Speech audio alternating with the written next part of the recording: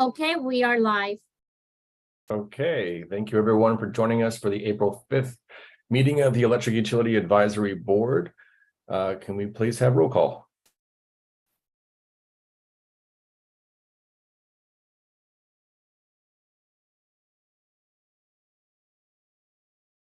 Suhey, you're still with us?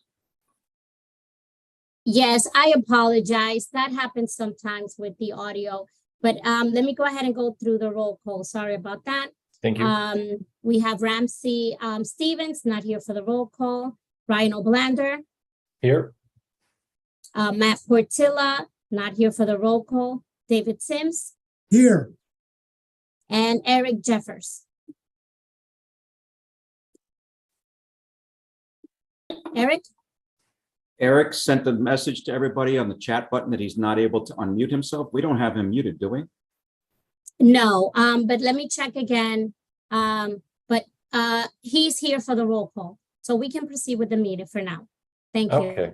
Well, unfortunately, I cannot ask Eric to give the Pledge of Allegiance, so David, take it away.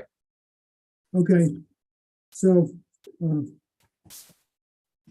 put your right hand on your chest and I pledge of allegiance to the flag of the United States of America and to the republic for which it stands, one nation, Under God. God, indivisible, with liberty liberty and and justice justice for all. for all.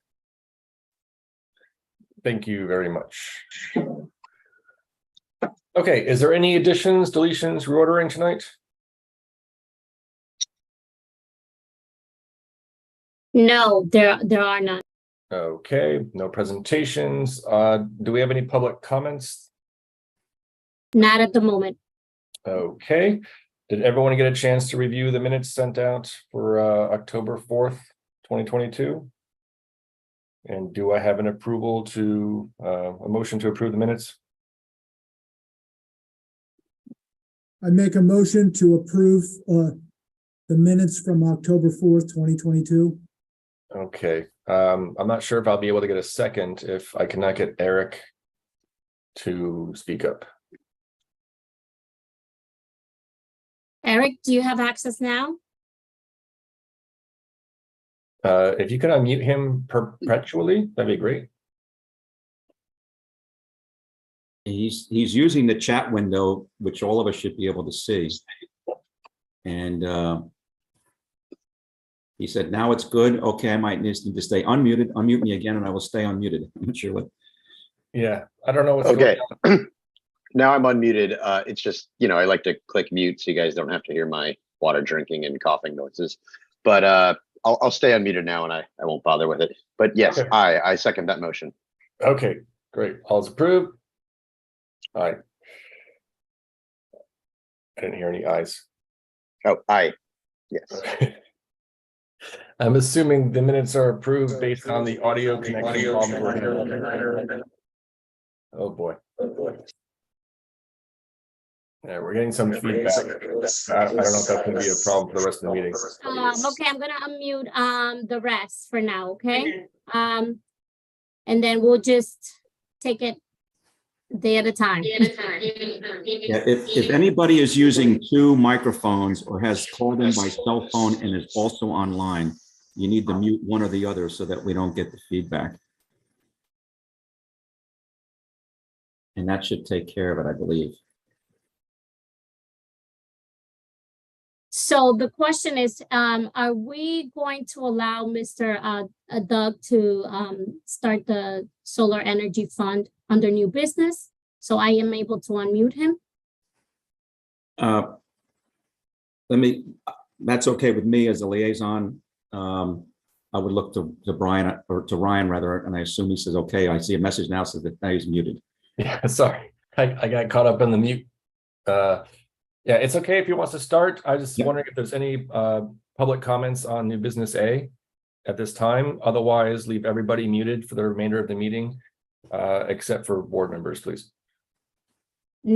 No, there are no comments or questions here in our Q&A. Okay. All right. So I guess it's safe because we're having audio issues to mute us all, and we can request to be unmuted individually. Well, Yes, please raise your hands and I'll go ahead and unmute, as we go through the meeting. before we do that, I just want to provide just a moment to introduce Doug Coward, who will be speaking tonight. This is Ed Liberty, the liaison to the board and City Electric Utility Director. Doug Coward is the Executive Director of the Solar Energy Loan Fund, the organization that you'll be hearing more about tonight. I think all of you are probably aware of the SELF organization, SELF, as they're referred to. By my understanding and all the research that I've done, they've done outstanding, excellent work around the state. I will admit that the city staff that did not identify this as a resource. I believe it came to us, I think, from one of our commissioners or possibly through the advisory board. But by all accounts and all the research that we've done, they do excellent work. The way that I envision them working with the city, and Doug and I have talked, and I'll turn it over to Doug, is that they become effectively a de facto extension of the city's conservation group. What we do today is free energy audits for our customers, and in the past year alone, I believe we did well over 1,300 or so is the number that stuck in my head. We provided Doug with that count. The problem that we have as a community is closing the gap between the free energy audit and the projects or opportunities that we identified for customers in their reports and actually getting those projects implemented. We don't have that mechanism to close that gap within city staff. I think that an organization like SELF, and specifically SELF, has the capability to do that, to work with those customers, to take those ideas or things that city staff identified and convert those to a completed project where the customer has actually not just gotten a piece of paper with ideas, but actually has a project completed at their residence or small business, and it's yielding savings for them and the greenhouse gas reductions that we all want to see realized. So I'm very supportive of this, and I've actually begun referring to people to Doug, to your team. We had an inquiry, for example, at our recent District 2 listening session with our city commissioners, and one of the residents spoke that she would very much like to have solar on her home, and that would be a great model for her young daughter to see. And but she needed financial assistance. I chatted with her in the hallway during one of the breaks as she was leaving, and put her in, showed her how to get to your website, and let her know that your group is a group that could in fact help her if she wanted help with a solar project. I said she got to follow up with you directly. So that's one example of how I see us working together, but we really do look to you as the implementation arm. So I'll stop talking for a while and let Doug introduce himself and talk about the services that his organization would bring to the city.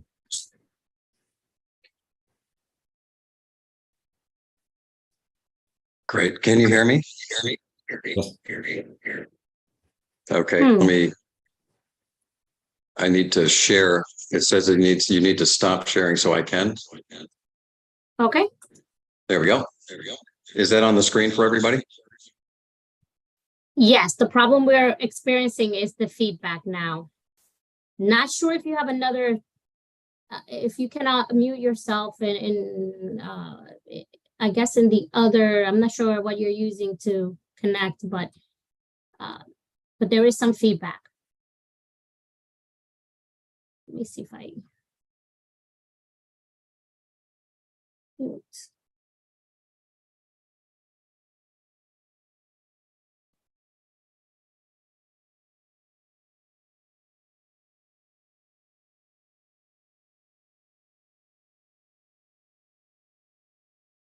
Doug, are you there?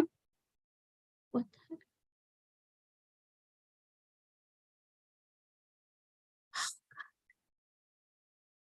Can you hear me now?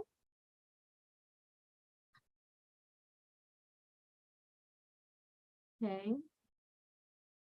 Give me 1 second. I apologize.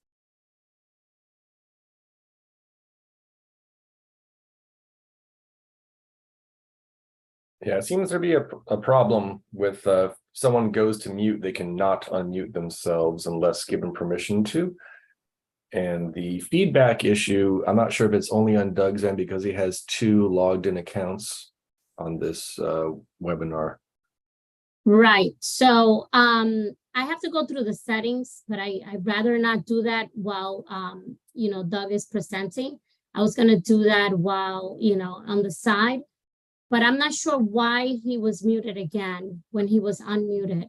Yeah, I'm just concerned because during his presentation, I know some people would like to chime in with questions Right, or comments. yeah, I'm gonna work on that right now, but I'm not sure why he went into mute again. That's what I'm trying to figure out right now, because Okay, I unmuted him a few times and it's still muted. So what I'll ask of the fellow board members, if they want to speak up on a slide, to raise their hand, and I'll be watching the chat room and the participants room for hands. I'll keep myself unmuted, but I will internally mute my personal desktop microphone. So in Zoom, it'll look like I'm still unmuted. That way I can address people who want to speak up and ask questions, okay? Can any of the board members verify whether they are unable to unmute themselves at the moment? Nope, they all said they cannot unmute themselves. I think I just. Oh, wait, no, wait, now I did. It worked. Whatever you just did, Suhey, that works fantastically. Okay, perfect. How about you, Doug? Are you able to unmute yourself? I believe so. Can you hear me? Yes. Yes, And we and don't hear there's no the echo feedback. too. Okay, great. I've got one of these Perfect. muted and one unmuted, so I think I'm good to go. Awesome. Okay, so I'll give you the go. Thank you. Thank Great. you. And Mr. Chairman, I also wanted to let you know that I had intended to leave time at the end of my presentation so that I can answer any questions people may have. So if they don't get a chance to ask a question while I'm going through the slides, we'll have time, hopefully at the end, to circle back. Okay, perfect. All right. So again, I just wanted to thank the Electric Utility Advisory Board for your time. The nonprofit Solar and Energy Loan Fund has been around for more than 10 years. I used to be an environmental planner with St. Lucie County and also served for 12 years as a county commissioner. And we founded this organization back in 2010 with a DOE grant. And Duan Andrade, who's on this picture here, is the co-leader of the organization, and she's really our financial expert. She's helped us raise over $40 million and has helped us develop our underwriting policies and has just recently been promoted to executive director of the organization. I'm the founder, and I've been serving in that capacity for more than 10 years. And I'm now repositioning myself working on our national expansion. But I wanted to note Duan Andrade, who's been a lodestar for our organization, just an incredibly talented person. Starting with just a little bit of history, when I was a county commissioner back in 10, I was actually fighting off coal plants, and we couldn't make any progress whatsoever on clean energy. And I think it was just out of pure frustration that we tried to figure out a way for us as a local government to try and kickstart the clean energy economy from the bottom up without having to get permission from a utility, an investor-owned utility. And so we ended up creating the first local government green bank in America with a DOE grant that we secured in 2009. And then we created the self-organization in 2010. And we basically piloted the Green Community Development Financial Institution program here in St. Lucie with the intent to prove that model and then scale it and hopefully try and sustain the organization long term. So while the county commission created us, they immediately spun us off as an independent 501c3 organization. And then we have subsequently been able to secure certification from the U.S. Treasury Department as a community development financial institution. And for any of the advisory board members who are not familiar with the national CDFI program, it was an initiative that was created back in 1994 with the main purpose to try and provide underserved communities with access to capital. And so what SELF has done is basically taken that national model and moved it into the residential sector. Most CDFIs are doing business loans, and we're one of the few in the country that actually lends directly to homeowners. And then we also help move the national CDFI industry into the clean energy sector. And we're beginning to see other CDFIs around the country beginning to follow in that path. We initially started out with our Green Home Loan Program, which has really been our flagship program. And we've been focusing on scaling that over the last 10 years. But we've also diversified our lending products and have now created 3 different lending programs, which I'll get into in a little bit more detail. But what I wanted to focus on in particular under that third bullet is the fact that SELF is one of the few green banks in America that is hyper-focused on low and moderate income communities. And we do this through financial inclusion. We are providing people with access to unsecured loans, but our underwriting methodology is not based on credit scores. It's based on the applicant's ability to pay. And this is incredibly important because the estimate is that about 34% of Americans, over 100 million people, cannot get access to traditional financing. So as we're trying to promote the clean energy economy, we need to make sure that low and moderate income homeowners can also participate and benefit in the process. So that is the main focus of the Solar Energy Loan Fund, is to help underserved communities gain access to capital.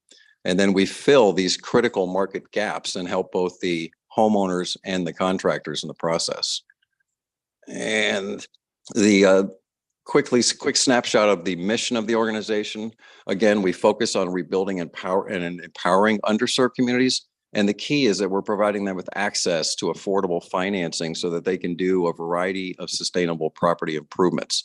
And that's basically fancy terminology for doing high efficiency air conditioners, putting in new roofs and impact windows, assorted solar technologies. We have programs to help people get off septic tanks and connect to central sewer. We have some programs to help seniors and disabled homeowners do home modifications. So we do quite a bit of things that fall under that broad umbrella of sustainable property improvements. And then the next slide just gives an overview of those 3 main lending programs. And again, the first, the Green Home Loans Program, has been our flagship program. And we've helped over 3,200 households finance about $32 million of projects, with the typical project size being about $10,000. And those include our CDFI loans, as well as there's some subcategories where we have specific programs and reduced interest rates through both our disability program and also through our partnership with Kiva.org, which I'll also discuss in a little more detail in just a second. The second lending program that we developed was a result of recognizing that in many of these underserved communities, there's a large portion of people that are renting and don't own the home and don't have the ability to make these improvements. So we decided to try and fill that gap by creating low-cost financing for landlords so that they can make these improvements. And we're piloting this program right now in the city of Atlanta with their housing authority. And we've got a pipeline probably of about 50, 60 projects that we're already working on. So we've got a real interest there. And we're hoping to not only bring the Green Home Loans Program to the city of Lake Worth Beach, but we're also hoping that we can bring our landlord loans, as well as the third category, which is our affordable housing developer loans. And this is basically catalytic capital that is specifically to help small affordable housing developers either rehab existing multifamily units or even build new affordable housing projects. So we have 3 different programs that we're able to offer. The next slide I want to focus on is just the broad array of project types that we finance. Our name's a little misleading because it gives the impression that we only finance solar, which is why we've been rebranding ourselves as the SELF organization. But as you can see from this image, it's a really comprehensive approach that we're trying to undertake. We can help with everything from energy conservation and efficiency, which is, weatherization, high efficiency ACs. We do a broad array of resiliency, which includes fixing roofs, new roofs, impact windows and doors, hurricane shutters. We also do a variety of solar technologies. We've done solar PV, solar thermal. We've even done solar roofs, solar ACs. And of course, there's emerging EV technologies and solar battery technologies. And we're also financing the solar battery packs, as well as EV charger stations that people can connect to their homes. And then the next slide, I wanted to just emphasize that although we're a nonprofit lending institution, we do we do much more than just provide financial inclusion and access to capital. We also provide a broad array of project coordination. Probably most importantly is that we're pre-screening all of our contractors to make sure that they have proper license, proper insurance, and a good track record. And then we also check pricing to make sure that particularly out-of-town contractors are not coming in and trying to gouge local folks. We've seen, particularly in the solar sector, a lot of people getting ripped off. And so we don't just provide financing, we help them get quality contractors and fair pricing. And on more than one occasion, we've saved people $10,000 and $20,000 on the price of the system before we've actually even financed it. So SELF is trying to provide not only the access to capital, but helping with basically assisting them in identifying the steps that they should go through to green up their homes. And then I just want to. I'm sorry, I don't mean to interrupt. Well, I do. No problem. But this will continue to be a question in the back of my head unless I ask it now. So how is this better, different, what have you, than PACE loans? That the county provides, where it adds to the tax bill. And I think every bullet point you've just kind of gone through, there's similar bullet points to PACE loans. If you could just give me a little bit of the main difference. The main is this the chairman? Is this Obelander? No, I'm just a board member. I'm Eric. Oh, I'm sorry. I wasn't sure who I'm speaking with. Who is this? I'm Eric Jeffers. Okay, Mr. Jeffers, nice to meet you. We have also been very involved in PACE programs as well. And residential PACE programs have been particularly problematic around the country. There's 3 states in the country that had residential programs. California basically shut theirs down, and then they changed state laws. Missouri just closed theirs down, and Florida is the only one that has not adopted consumer protections. The key issue is that a PACE loan is not actually a loan. It's a voluntary assessment that you take as a part and pay as a part of your tax bill. And because it's not seen as a loan, the applicants don't have to go through a normal financial review and underwriting process. And most importantly, they don't have to show their ability to pay. And so what's happening is that people can get access to PACE loans fairly easily because the criteria for approval is that you've paid your taxes on time over the last 3 years and you have to have equity in the property.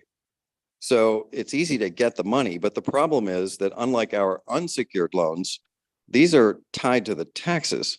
If you default on your property taxes, you can possibly lose your home for an air conditioning loan.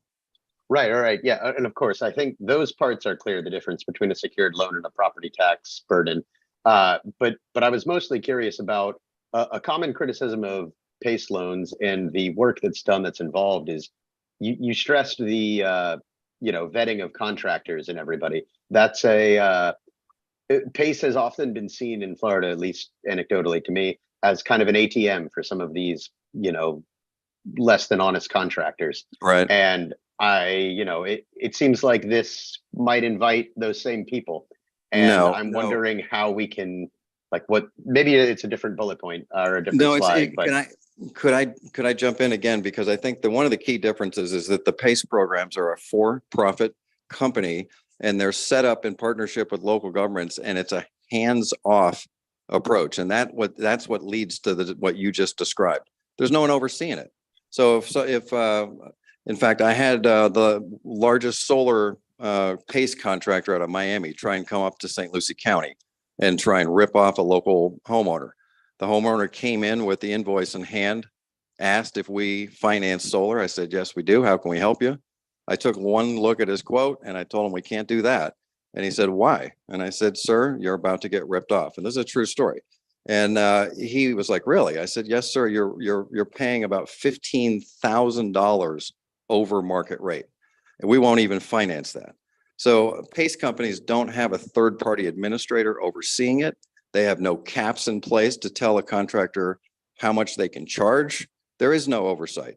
So there's no comparison between an unchecked and unrestricted program and ours, where we have a very close oversight pre-screening contractors, looking at pricing and making sure that the work is done well. So not only is our product far less dangerous because we have unsecured loans. So if somebody defaults on us, we either have to take the hit or we can go to small claims court and get up to $5,000 judgments. But there are no liens on the property. The property is not in jeopardy, right? So there's just significant differences between our nonprofit model as a third-party administrator overseeing this and working on behalf of the homeowners, as opposed to an unrestricted, free, hands-off approach where the contractors are basically just selling these projects in the field. There's no one there to look over their shoulder. So there is a huge difference both between the product type and also the way it's being implemented. Okay, yeah, that's that answers my question. Thank you. Sure. Returning back to the PowerPoint, I was going to broaden the lens just for a minute so that you get a broader understanding of the types of impacts that we're creating through our program. We describe these as triple bottom line impacts because we're helping not only with the obvious environmental benefits of reducing carbon footprint and converting to renewables, but we're also a small economic engine. We've created $32 million of business for 950 contractors in 4 states. And our number one contractor is a mom and pop AC company from the city of Fort Pierce that's been with us from the beginning. And we've created over $1 million of business through them. So we have the opportunity to not only help homeowners, but to also try and recruit and bring on your local contractors and help them. And financial inclusion is not just going to help the homeowner qualify, but it's going to help salvage projects for contractors. And I wanted to share with you, we did a survey of our contractors and asked them, what percentage of your potential clients are you losing because they're not qualifying for traditional financing? And the answer was 20 to 40%.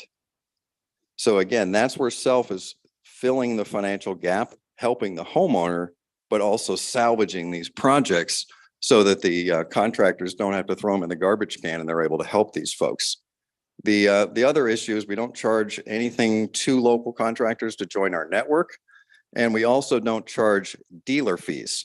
And that's another important issue because most of these contractors will have a private financier that requires like a 680 credit score, but they have to pay a dealer fee that's typically 10 or 20% of the cost of the project. So for example, I had a solar contractor from Orlando contact me, wanted to do a $20,000 project. If they used our financing, it's a cash price and the total project stays at $20,000.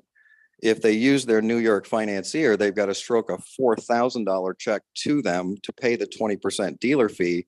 Now that project's $24,000 to the homeowner. So we're not only a tool for these contractors to open up these LMI markets, which oftentimes they have to bypass, but we're able to also reduce their cost of doing business. So they're going to be more competitive and they'll be able to give our clients more competitive pricing. So there's a big economic benefit to this. And then on the individual side, many of the LMI homeowners don't have investments in the stock market. Typically their homes are the most valuable asset in the family. So for us to help them reinvest in fixing those properties and building equity and generational wealth, it's actually a really important economic component. And then lastly, I wanted to just identify the broader social impacts. And I would have to emphasize health being at the top of that list. You think about like a heat wave comes into the state, temperatures are over 90, high humidity, and an elderly person's AC goes out. They don't have a savings, they don't have adequate credit score. What do? They've got 2 choices. They suffer, or they'll go to a predatory lender, or most likely they'd use a credit card at 25% interest. And we're able to step in and basically provide financing to them. But the point is that you're not just helping them with an AC to cut their energy use. It has a direct effect on their comfort, their livability, their quality of life. And if they're seniors or disabled, like my twin sister has MS, heat literally makes her wither. She can't even exist comfortably in those conditions. So social and health benefits that come from the work that we do is also very noteworthy and difficult to put a price tag on. We have a hand raised by Director Liberty. Can you unmute yourself? Yes, thank you. Quick question, Doug, great presentation. I'm wondering, I'll make a statement first. Many of our LMI population are likely tenants, and we've focused a lot on homeowner in your comments. How do we help our folks that are tenants? Because I've reportedly, and I don't have the exact number, but upwards of 50% of our residential customers may be tenants. So what's the value proposition? How do we help a tenant? And if the help has to come to the landlord, how do we get the landlord to avail themselves of these services?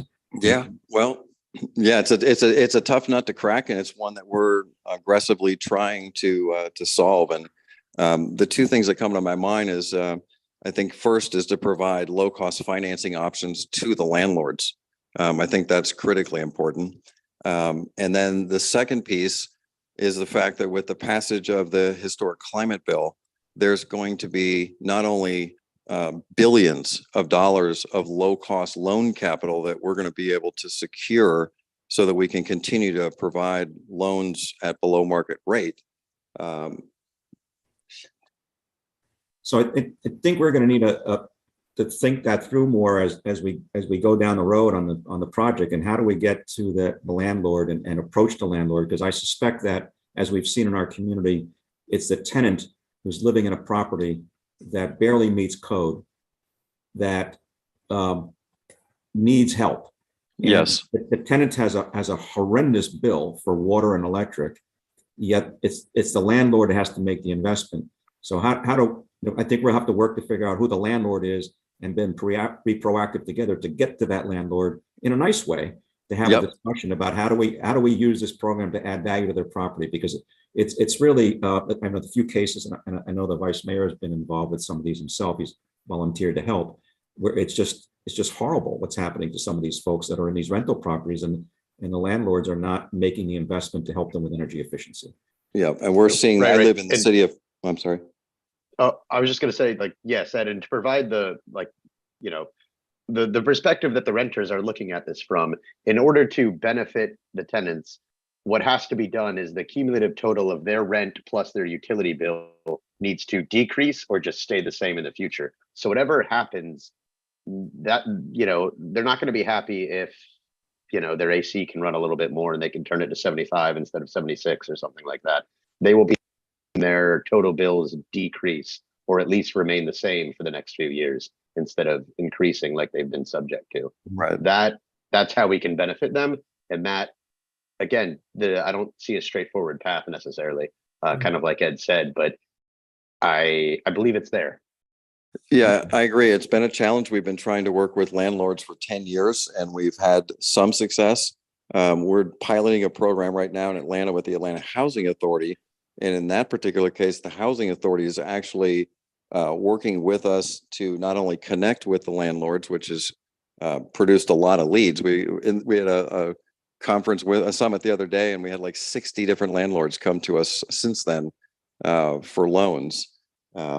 So the other piece is the grant side of this. But I wanted to close just really quickly on the Atlanta example. Is they actually provide a voucher to the landlord, and if they go through these improvements and get the loan, they are actually awarded an increased voucher amount.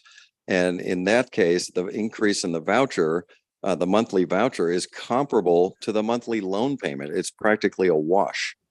And so I know you don't have a housing authority, but we may also want to knock on Palm Beach County's housing authority door and see if there may be some opportunities to work with them in this regard. But I'll be straight up. It's not an easy market to open, but we're trying to develop tools to do exactly that. And as a part of this proposal, we definitely want to work closely with you to try and get in front of landlords to be able to provide these options to them. Thank you. And we also have a building referred to as Lake Worth Towers, which I believe is a senior residential living facility. Not sure if it's assisted living, but I believe that the system, just from exterior observation, are probably date back to the 1970s or 1980s, and there's probably a lot of inefficiency there, and they have a higher operating cost. So that's one place you can get some tremendous economies of scale, for example, just in one address alone. Right. I'd agree We with also, that. I'm looking at it right now out my window, and it looks old. Yeah. we also have a working relationship with the Palm Beach Land Trust. We're involved with a several county initiative to try and promote sustainable housing near transit areas. And we're working with the South Florida Land Trust as well as the Palm Beach Land Trust. So there may be some opportunities for us to continue to expand our relationship with them as well. We just provided a $4.6 million loan to the South Florida Land Trust for about 250 unit building that they're working on. So we have multiple different programs, and our hope is to be able to bring not only the programs, but the capital as well as the experience. And we also have other national partners that we work with that we could potentially, bring to the table as well. And if I've adequately answered those questions, that could be a good smooth segue into loan capital, which is on the screen there, is where are we raising $42 million of loan capital to date. And the yellow box would have been the original DOE grant that we got back in 2009. As a CDFI, we're also eligible for low-cost loans and capital and grants from the Treasury Department CDFI fund. And then, believe it or not, more than half of our investors are faith-based organizations from across the country, many of them Catholic organizations. And after Pope Francis issued his encyclical on climate change, many of these organizations took their money out of the stock market and stopped focusing on yield, and instead have looked at alternative investment vehicles like SELF that they can get a return, but they can also advance the mission of the church in the process because of our work in underserved communities and promoting clean energy. So we're very proud to have 13 different faith-based organizations from all across the United States and even one from Canada. We also have some impact investors, including there's one specific impact investor from Palm Beach County. And we just raised a couple $100 of low-cost loan capital that they want us to specifically invest in Palm Beach County. So those are the kind of dollars that we'd be bringing into the city of Lake Worth Beach.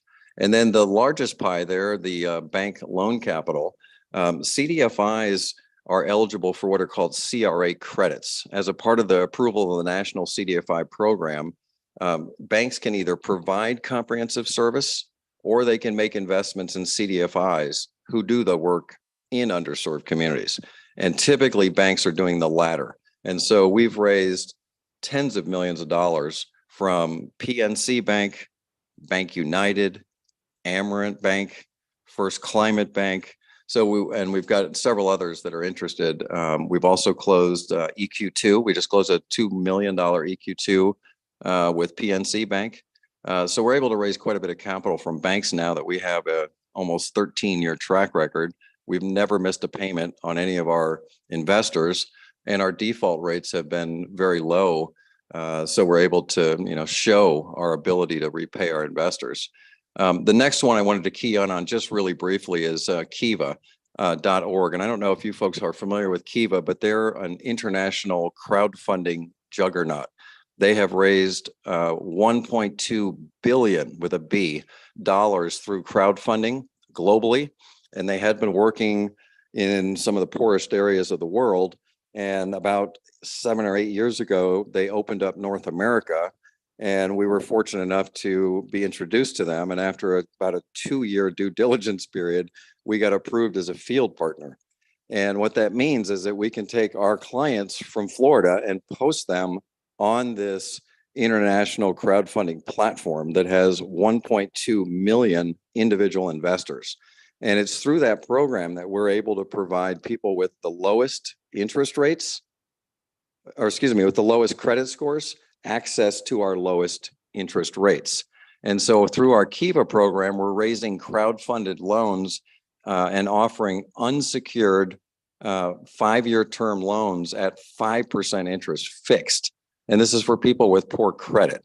So typically, if that person were to go and try and secure financing, they'd be lucky if they got it below 20%. They'd most likely be using a credit card at 25%. And so we can step to the table with this specific program, which we can do loans up to 10,000 through that program, and potentially not only give them access to capital, but actually save them 10 to 20% on their interest rates. So you can see that there's quite a variety of different sources of loan capital. And I think one of our biggest strengths as a nonprofit lender is our ability to raise low cost capital so that we can relend that at below market rate. And then just closing out here on a high level, just talking about some of our results to date. I mentioned that we've raised over $40 million, and that's helped us leverage about $90 million of projects. We've closed $32 million of home improvement projects just through the Green Home Loans program. That's about $10,000 per project, which equals 3,200 projects. And with 3 people on average per home, we've helped almost 10,000 people just through that one program. And in the top right, probably the number we're most proud of is the fact that 3 out of every 4 projects that we're financing are actually in low and moderate income communities. LMI communities are the ones who are most affected by climate change and severe weather and increasing electricity bills. And they're the ones who've also participated and benefited the least from the clean energy economy. So we're really trying to knock those barriers down so that working class families can also benefit from this, this fast emerging clean energy economy that's happening now. And then shifting down to the bottom left there, we're also very proud of the fact that our default rates have remained very low. And this has to do with our underwriting, which is based on ability to pay. We sit down with our applicants and look at their income. We look at their expenses. We determine what amount of disposable income, if any, that they have. And then we build a loan around their ability to pay. And then we also are not pushing our team to close loans. We're trying to help people.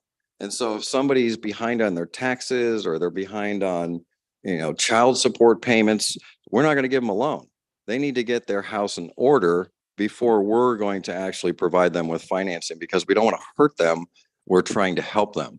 And then the next box just showing the expansion that's occurred over the last 12 and a half years. We started out in one county, and then we expanded to the Treasure Coast. Then we partnered with the city of St. Pete and Hillsborough County and opened up a new satellite office in the Gulf Coast. Then the city of Orlando and Orange County partnered with us. We opened up Central Florida. Last year, the city of Miami or Miami-Dade County moved forward with a partnership. So we're just opening up Miami. Broward is taking a look at us right now and is considering putting us in their budget for the next fiscal year. And then we've also taken steps to open up Alabama, Georgia, and South Carolina. And we've laid out what's called a plug and play platform through our financial technologies. We're able to very cost effectively bring in new areas. So we've got additional states that are actually clamoring for our service right now, because with the passage of the climate bill and $370 billion being disseminated in the coming years, local governments states are trying to position themselves so that they can take advantage of those resources. So we are working with green banks all over the country, and really have played a national role in this. In fact, I'm proud to say that when Congress debated the climate bill, they brought in one green bank in America to showcase, and it was the Solar and Energy Loan Fund of St. Lucie County.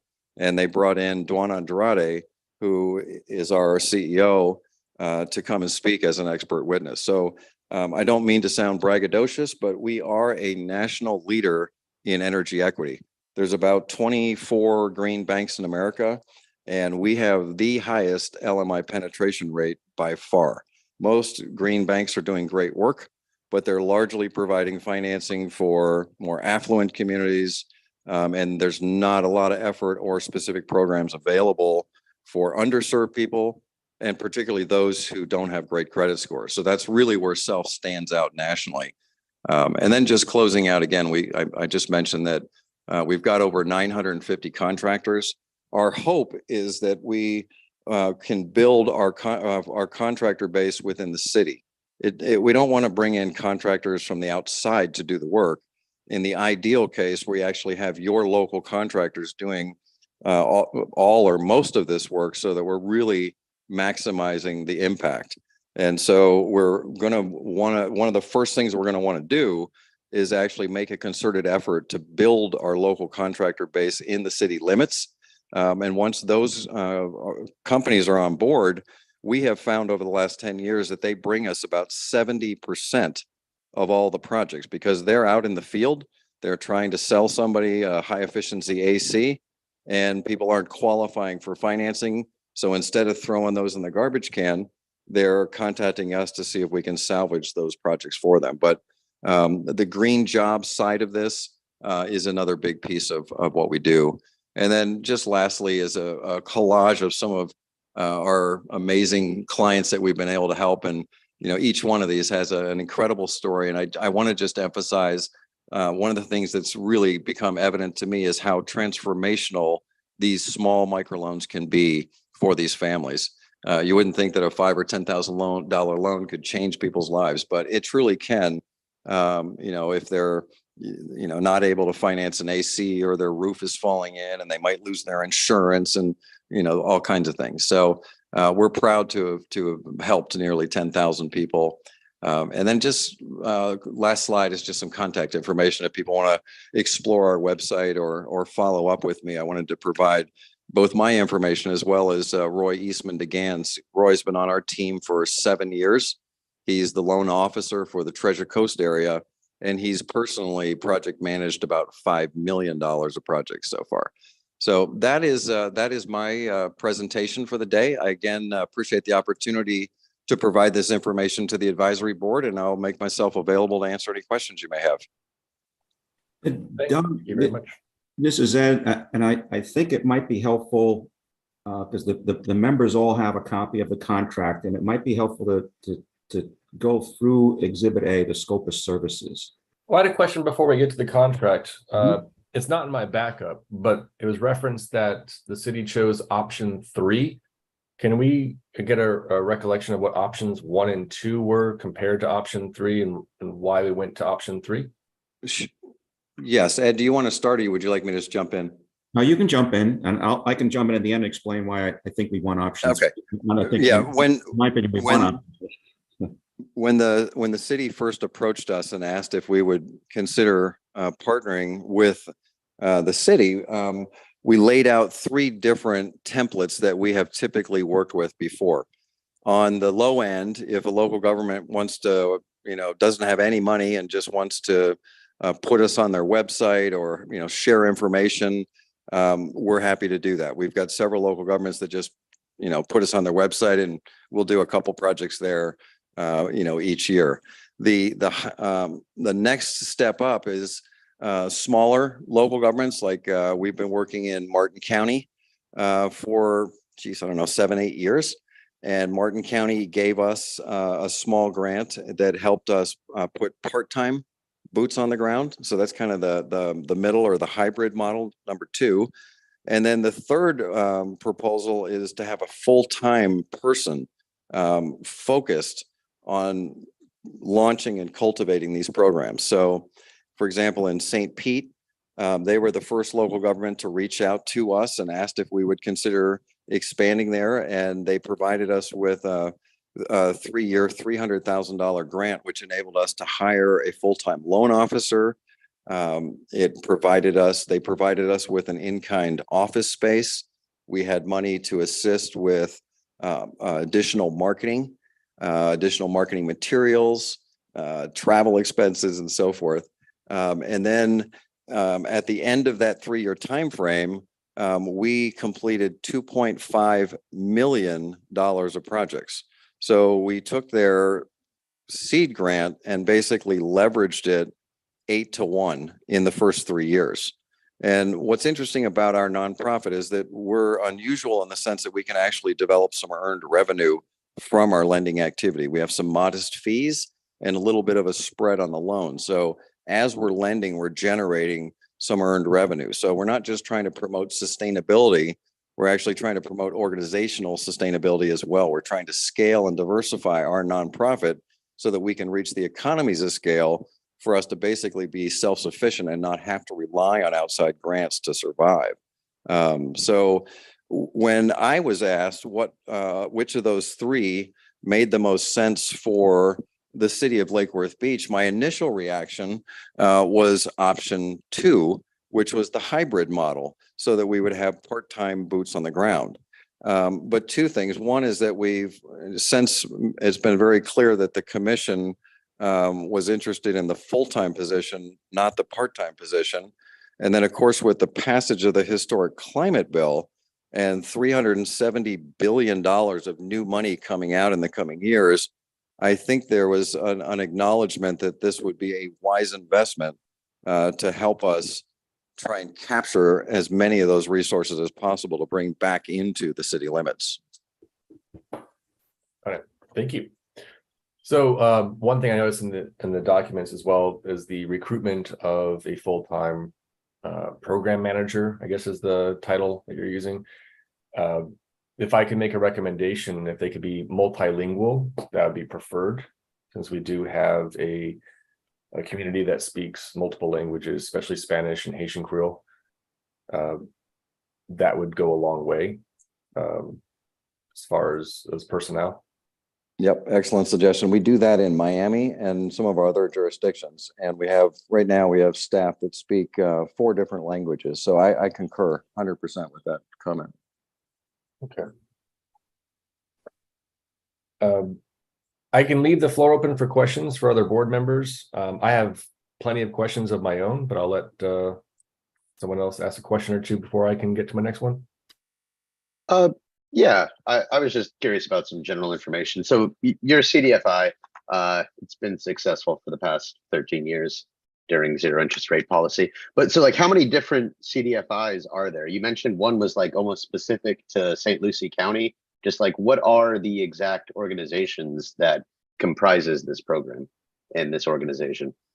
Well, they're one and the same. Self is a CDFI that originally started in St. Lucie and has now expanded. So we're one and the same. Okay, so it's just the one. Okay. Yeah. But there are about 1,000 certified CDFIs in America, and Florida probably has at least 50, maybe 75 operating. There's several in Palm Beach County, but they don't do what we do. What they do is what more traditional CDFIs do. They're doing loans to affordable housing developers. They're administering SBA programs. They're very business oriented loans. They're doing great work. It's just not what we do. And so out of those 1,000 CDFIs in America, you can probably count on one hand how many of them are lending directly to homeowners. And that's where we differentiate ourselves from most other CDFIs. So we're not going to be coming in, well, actually we're already in Palm Beach County, but we're not going to be coming into the city and displacing another CDFI, because there is no CDFI or green bank in the entire southeastern United States that's doing what we're doing. So we're not trying to come in and step on other people's toes. We're trying to come in and supplement the other good programs that you already have. Of course, yeah. I was just wondering more about how many different, CDFIs actually comprise the situation. And yeah, so it's just the one. Okay. But if I could elaborate one more point, is that on some of our affordable housing projects, we're also working with some of those other CDFIs. Some of them are national CDFIs like Community Enterprise, and some of them are state CDFIs like the Florida Community Loan Fund out of Orlando that does great work. So we actually co-invest with those CDFIs. In fact, I mentioned earlier that we're working with the land trust in both Palm Beach and in South Florida, and these other CDFIs are directly involved in those projects. Okay. And then just as kind of a little bit of a follow-up to that before I yield to the other people who want to ask questions. All over the materials and everything, it says 5 to 5.99% interest rates and up, obviously, depending on ability to pay. How do you anticipate that tracking with further Fed fund rate like increases? Like 5% is on par right now. I'd be curious to know what the actual loans that have been given out by Self versus the Fed fund rate are, and how much of a benefit it really is to people. Yeah, first, like the 5% program is going to be unchanged. That will not change. It's not based on prime rates or anything else. We're able to continue. We've already raised $1.5 million through that program, and we can raise millions more. Trying to think what else I was going to add to that. On the rate side, we have seen our cost of capital go up. In fact, we had a line of credit with Bank United for $10 million with $6 million of outstanding loans on a variable rate. And when that rate jumped from 4 to 6%, we went and raised $6 million elsewhere at lower cost, and then took all of that money out of that line of credit so that we could reduce our cost of capital. But it will be an ongoing challenge for us. But our biggest strength as a nonprofit bank is the ability to raise low cost capital, and it's typically our cost of capital is typically below 5%. And so we're confident that we're going to be able to continue to provide loans at below market rate. And I would actually make a point that when the Treasury met, they're actually further restricting credit markets because of the bank default out in Silicon Valley. They're actually there's been right? plenty They're of tightening. things. Yeah. Yeah, so they're actually tightening credit, and what that means is that people are going to need us even more, because the more they tighten those markets, the bigger that 34% gets. Right now, you got 108 million people who can't get access to capital. If you further restrict those markets, you're just going to increase that demand, right? Right. Yeah. No, So- and that's why you skew the credit score and go to ability to pay. Absolutely. Yeah. So I'm confident we're going to be able to continue to keep our rates very competitive. We're typically half or a third of market rate. Most of our loans are going out the door at about 8 to 9%. If we can qualify them for Kiva, then we try and fit them into that program so they can secure 5%.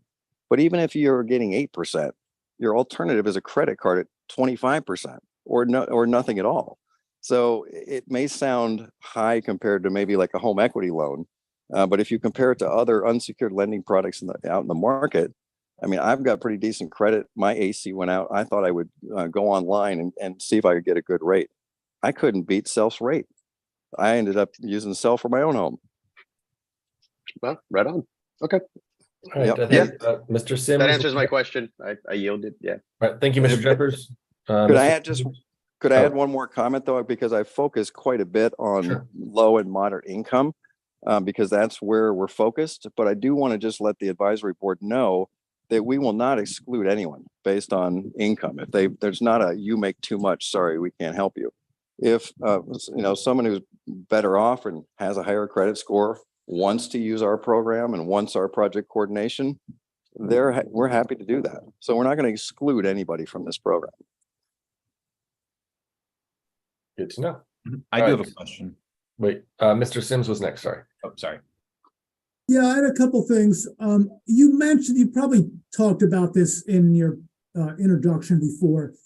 The contractors you get when we start doing projects in Lake Worth Beach, are your contractors, are they like are they members in your organization, or are you going to go out and find new contractors?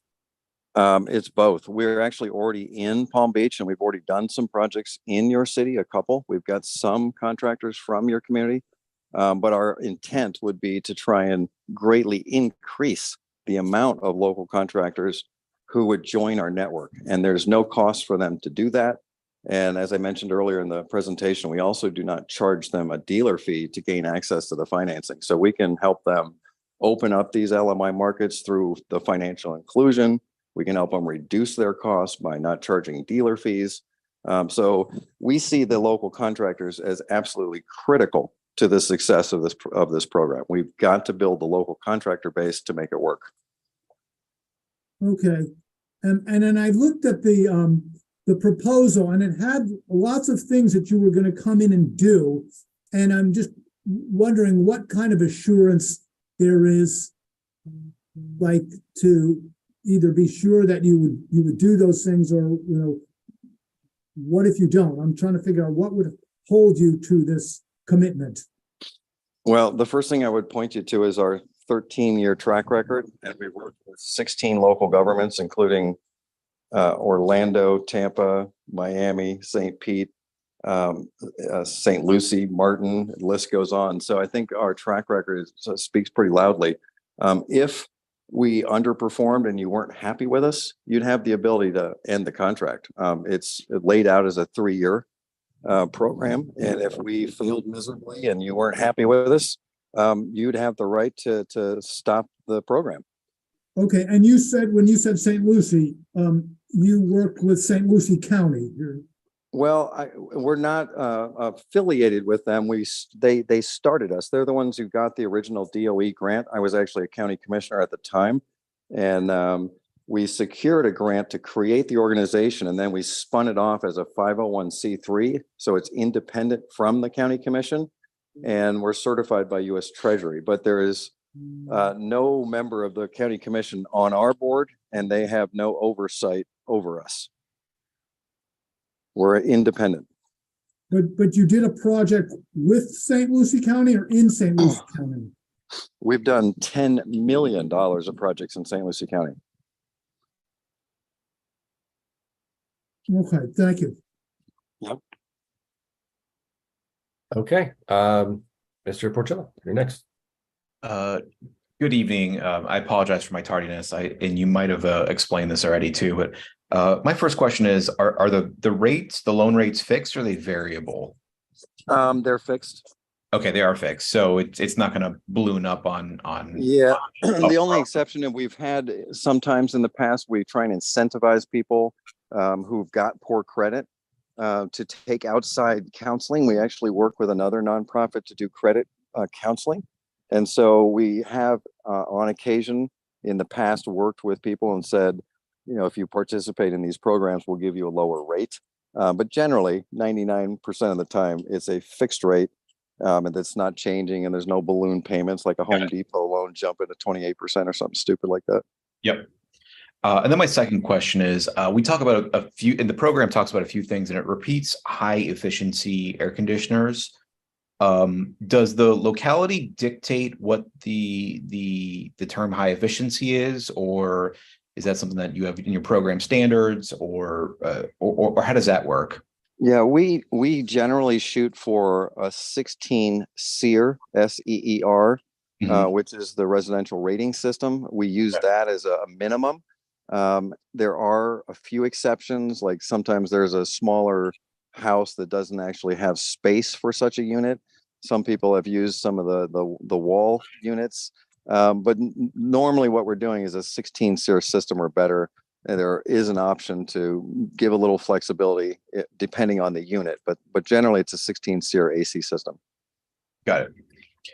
And we're in SEER 2 territory these days, but okay, yeah, no, that was my only follow-up comment. But also, I had my hand raised. I don't know if it's my turn to talk, but I'm just going to do it anyway. So I feel like a unified sort of, like, what sort of warranty can people expect on the equipment they could get installed with this, specifically with solar?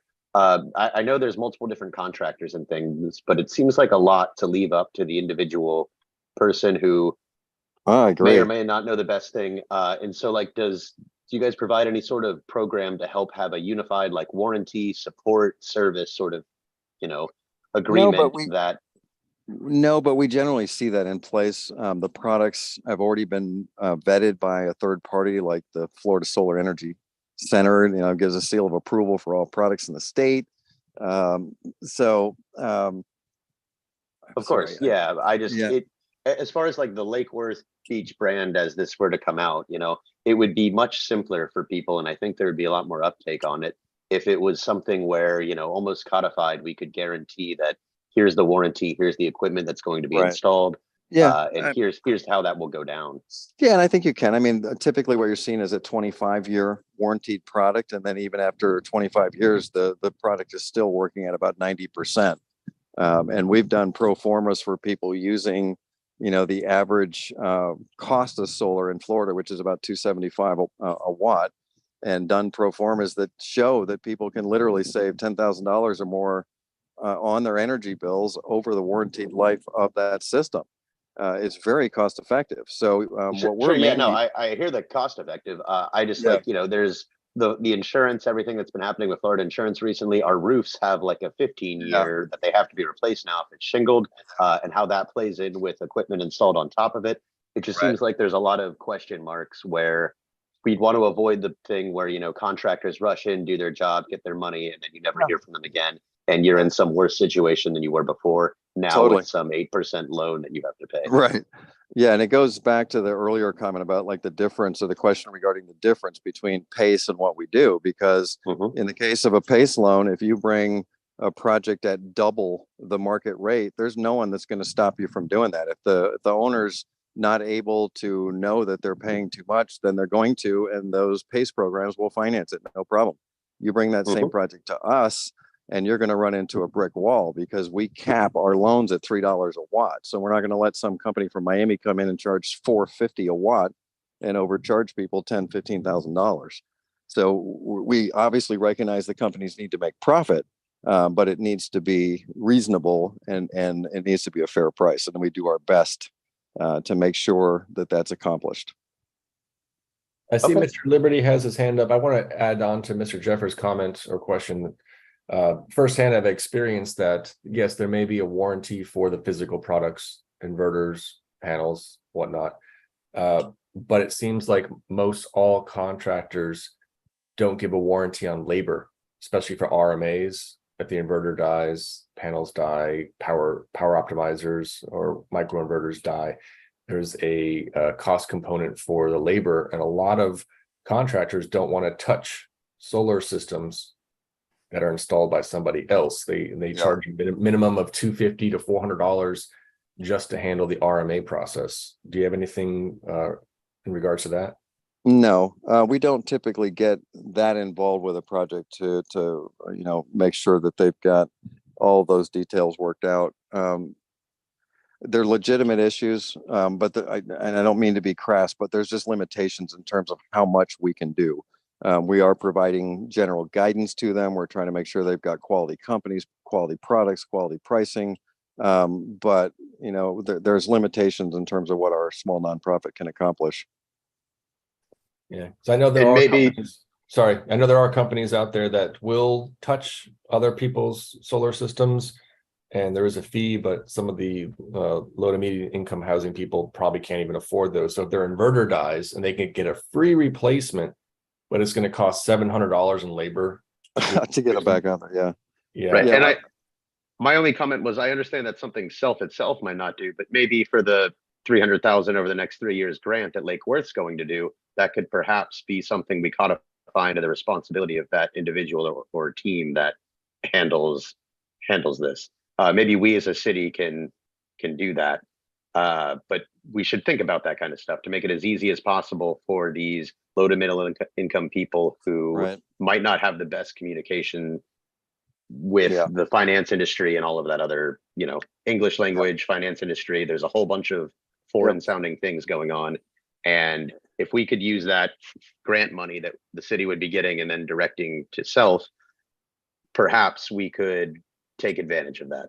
Okay. Yeah. And if I could add to this conversation, the other huge hurdle that you're going to run into as you're trying to open up solar markets in LMI communities is the fact that the federal tax credit is based on your being a taxpayer and actually being able to capture the tax credit. And if you look at LMI communities and many of the homeowners, they're not able to do that. And so you're literally pulling out 30% of the project, taking it off the table. And so it's basically like trickle down clean energy policy where only the rich can benefit. First, because they're the only ones who have the money. And then second, they're the only ones who can access the tax credits. So we've also been trying to come up with some innovative ways to try and fill that gap. And I could go on for 20, 30 minutes on that topic alone. But we need to find grants to fill that gap so that these projects can pencil out. And so that again goes back to the climate bill, because the climate bill is supposed to have not just a large amount of low cost capital for lending, it's supposed to have huge grants. So what we want to try and do to further penetrate these low income markets is merge those two. So the grants will help us reduce the overall cost, and then we can provide the financing to pay for the remainder of that project, but make it more affordable and within the ability to pay of the low and moderate income homeowners. I But want to that get back tax to the credit grants. is a huge problem. I want to get back to the grants, but I see Director Liberty has his hand up for a while. So go Okay. ahead. Yes, good afternoon or good evening now. Just want a point of clarification for more background. We did see issues with developers of solar projects in the city early on in the process. And one of the types of complaints that we would get was from a homeowner who wanted their meter checked because they didn't think their solar system they had bought was producing properly. And so what we found in some cases was that perhaps in order to assure the homeowner as they were looking at a project that they were going to get the production that they expected, because these are things that the homeowners were not experienced in, right? And there weren't always good actors on the sales side, but generally speaking, they are. But we required, as a part of our net metering application, that the developer provide a professional engineer sign off on some of those documents, and I believe that includes the expected production. And we also do some quick PV watts calculations ourselves to confirm the production rates.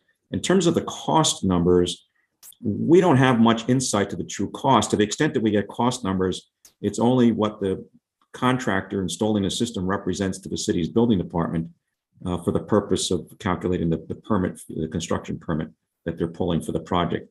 If anything, sometimes it raises an eyebrow with my staff when they say, how could you build a project that cheaply, right? So it appears that some of the contractors may be understating the true construction cost, but that's not our purview. But I think the $3 a watt number, I think it may be going up slightly now as panels have become a little bit more expensive and raw materials. Right. But that's a pretty good proxy. $3 to $3.50 is probably a good number. I think if you can get a system below $3, I'd say you're getting a pretty good deal. But I particularly like that feature of Self, that they're going to secure funding through you, that you have the ability to basically say, hey, this is all we're going to lend on is a $3 a watt or whatever your number happens to be. Right, and you could actually influence that if you wanted to help set that rate. We use Energy Sage, which is a website that provides market estimates, and right now the estimate in Florida is around $275.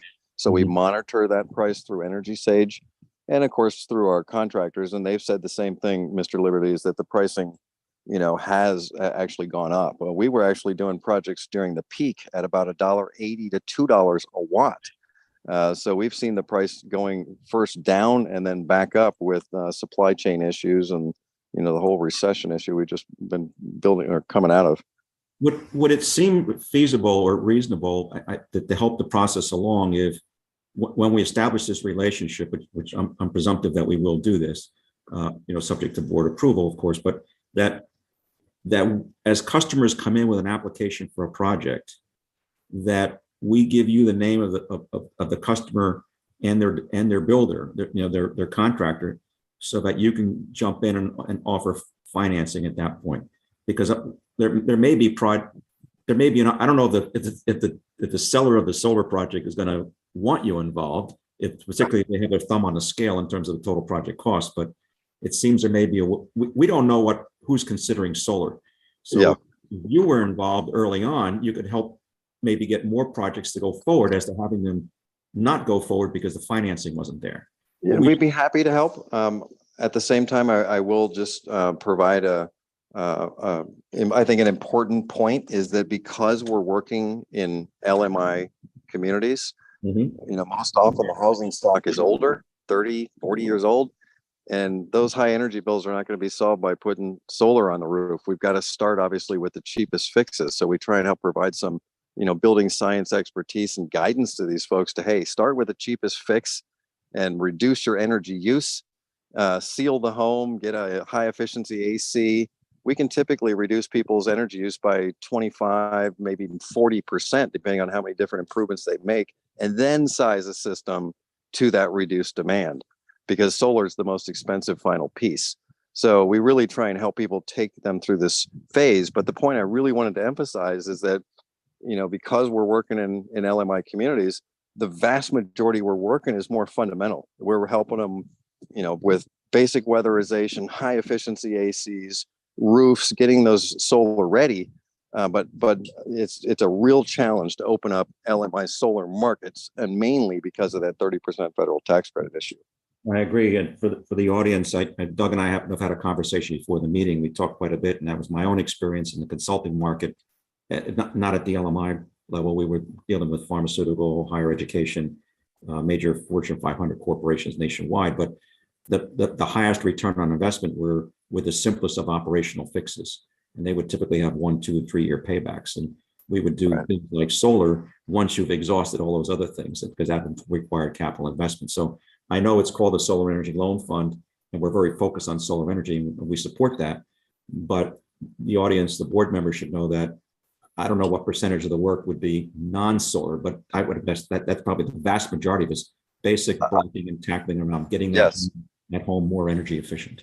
And I would concur with that, Mr. Liberty. I would anticipate that probably a good 75% of what we will do will be in the energy efficiency and resiliency space, because every home needs a new roof every 15 or 20 years. Every home needs a new AC every 10 or 12 years, whatever the situation may be. Many homes don't even have central air. So those fundamental needs are what need to be taken care of first in these LMI communities. We're happy to try and promote solar, and we're also trying to look at some interesting lease models whereby the lease enables us to capture the tax credit. We're doing 2 projects with the National Renewable Energy Lab, and we're doing a partnership with the city of Tallahassee and Rethink Energy. And in that case, we're securing solar renewable energy credits that are being sold so that we can actually generate a revenue stream that we can use as a grant, so that we're able to offer an LMI homeowner a $5,000 grant on a $15,000 solar system. So the net cost goes down to 10, and then you can provide long-term financing and basically make it, cash flow positive from day one, and never have a bill that's higher than their existing energy bills. This will sound like a crazy question, but do you help customers with electric vehicles as well? We do, in the sense that if you yes, we could put in like an EV charger in the garage. We've helped people put on solar PV systems, put solar battery storage, and then also an EV charger. So my favorite client is actually a retired teacher who's done 3 loans with us, and she first focused on energy efficiency. She reduced her energy use through a high efficiency AC and a solar water heater. And then she put PV on her roof, got rid of her electricity bill. And then she was so excited, she went out and purchased an electric vehicle, which she now plugs into her house. So she has no gas bill either.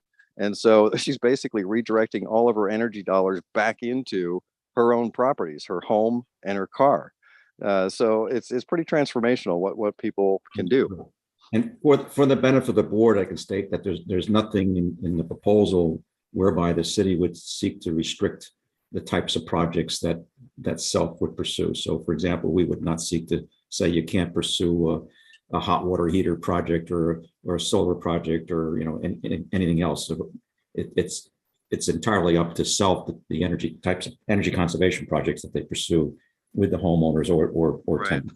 And the only broad category we have some obvious main buckets that we're working on, but one of the main things that we do is we don't invest in speculative technology. So I want to emphasize that we're happy to make these investments, but we want to know what the return on that investment will be. So if somebody came to us and said, "Hey, I got this new fancy wind helix, I'd like to try it out," we would not finance that type of project. Well, I do want to ask a question as part of the proposal. It says that for option 3, SELF commits to $2 to $3 million of low cost loan capital. But there's however, the city of Lake Worth Beach is notably smaller than our previous partners, so we don't want to overcommit or overpromise our results. Exactly. So can you speak more to that? Yes. And I kind of alluded to it earlier in the conversation where, in the case of St. Pete, we were able to take their $300,000 grant and bring $3 million through the Green Home Loan Program. And we were able to deploy $2.5 million in the first 3 years, and now we're up to about $5 million. What we're envisioning with the city of Lake Worth Beach is we recognize that because of the population size, that there's no way we're going to be able to do the same amount of lending that we did in a county with 900,000 people, right? So there's no way we're going to hit those kind of numbers. But in the meantime, Self has developed two new lending products, one for the landlords and one for affordable housing developers. So we're committed, we're capable of bringing that 3 million to the table. But what I think is going to happen is that we're going to look to deploy that through multiple programs. So this would be the first partnership that we've ever finalized that was not just exclusively focused on the green home loans. Our intent would be to bring those other programs to the table so that we could offer those. And then the third issue is to focus less on that total number, but more on that person helping us tap into the climate bill and try and bring as many of those resources back, to help, deploy locally. But that's really the ultimate decision that the city will need to make, whether they, want to do a part-time position or whether they want to commit a full-time and really, focus on this issue and also this opportunity. It sounds like with the responsibilities involved of coordinating outside contractors and working with property owners, that it'd be more a full-time position.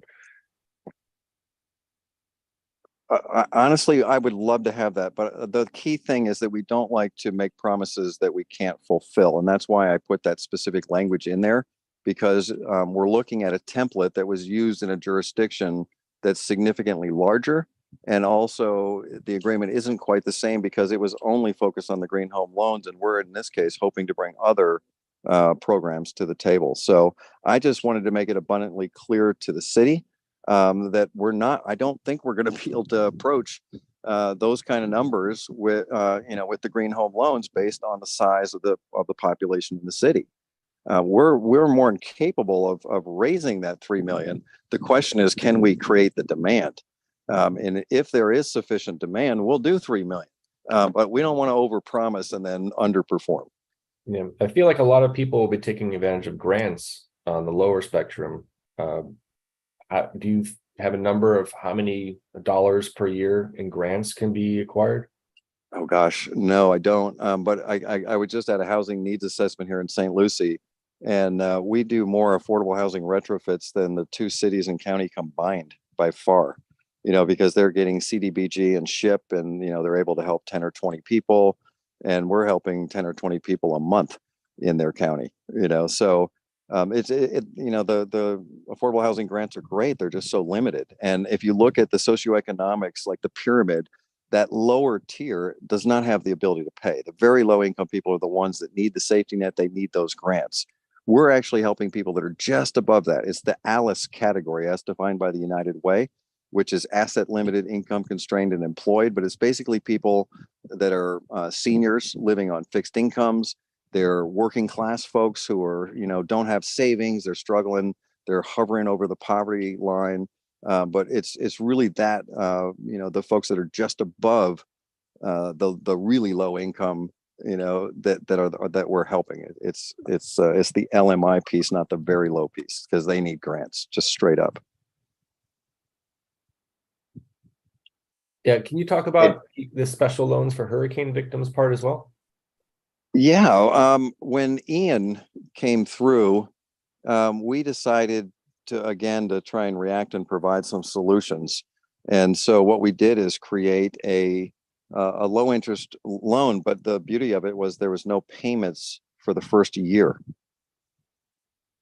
So we were able to help homeowners who just got wiped out with $10,000 and $20,000 loans at no cost for the first year. And then they could use that to, get water out of the home, get mold, out of the home, and buy new air conditioners and, all kinds of different stuff. So that was what that loan product, we put up like about $500,000 or so, and it went right out the door. I mean, it was just gone. Another thing is a little off topic, but I want to emphasize is when COVID hit, we had $10 million portfolio outstanding and had no idea, how this was going to play out.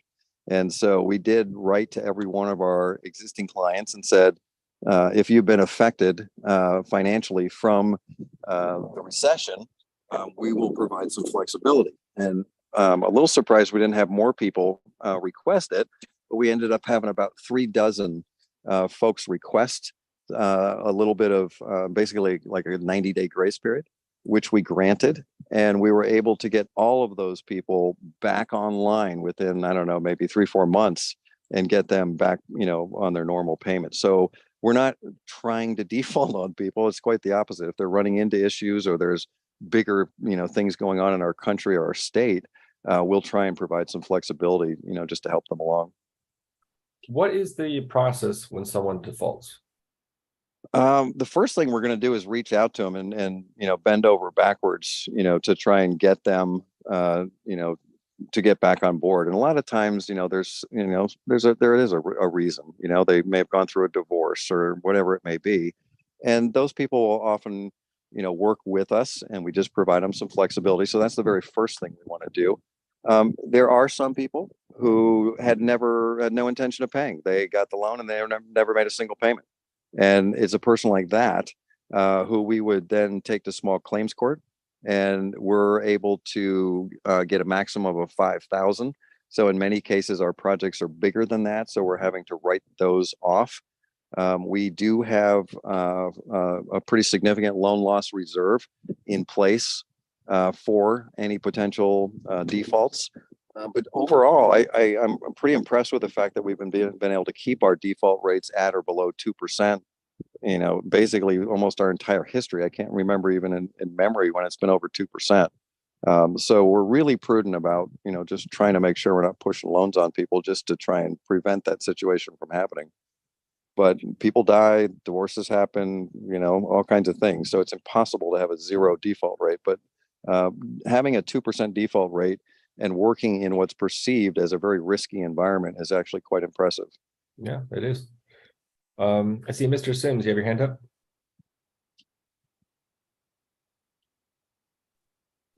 Just had to unmute. Do you ever, for the applicants, do you require any collateral ever? On some of our, you said this, that some people, they didn't pay the first payment and you can only get a maximum 5,000. Do you ever require any collateral from these applicants? There are situations on some of our bigger roof loans where we do require like a 3 or 5% cash collateral, which is basically like put it in escrow, and it's there for safety for us.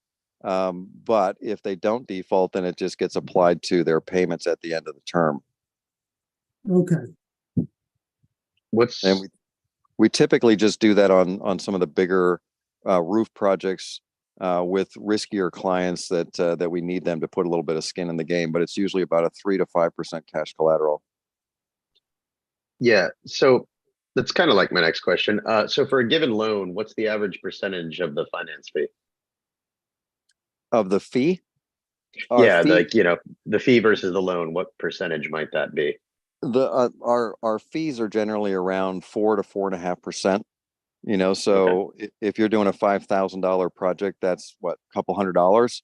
And so we're not a for-profit, so that money, any money that we generate gets reinvested back into our program, and then pays for the staff that's involved in raising $42 million.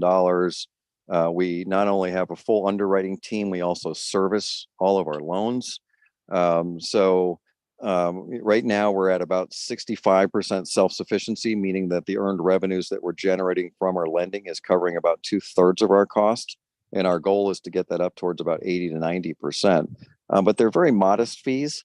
And we also have a spread on the loan. We typically are able to get the loans, the investment capital at maybe 2 to 4% range, roughly. Probably closer to 4 these days. And then we'll typically put a 4% spread on there. So for every $1 million of loans that we put out the door, that 4% spread will generate about $40,000. So going back to the St. Pete example, the seed grant. I'm sorry, just interrupt you real quick. So does self-service the loans, or are they transferred? Yes. Okay.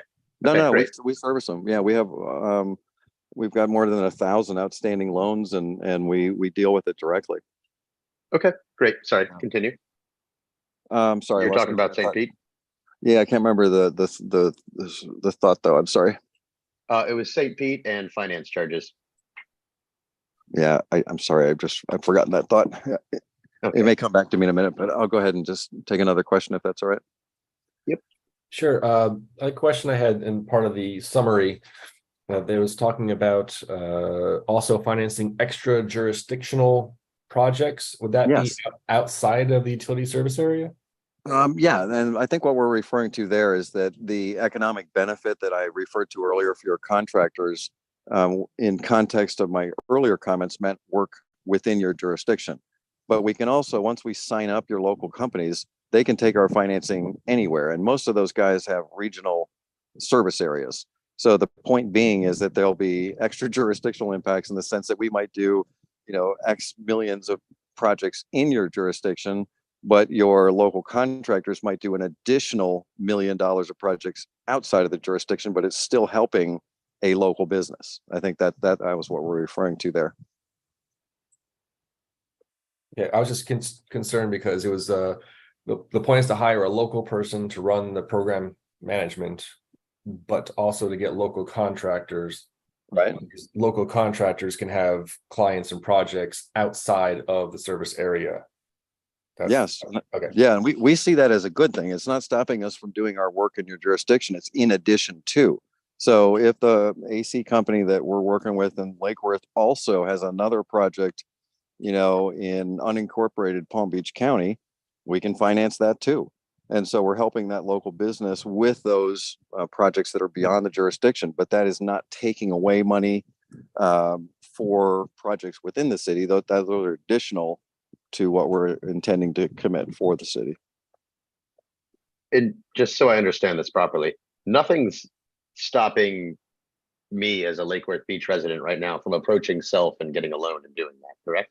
That's correct. It's just that nobody knows we're there. Right. Okay.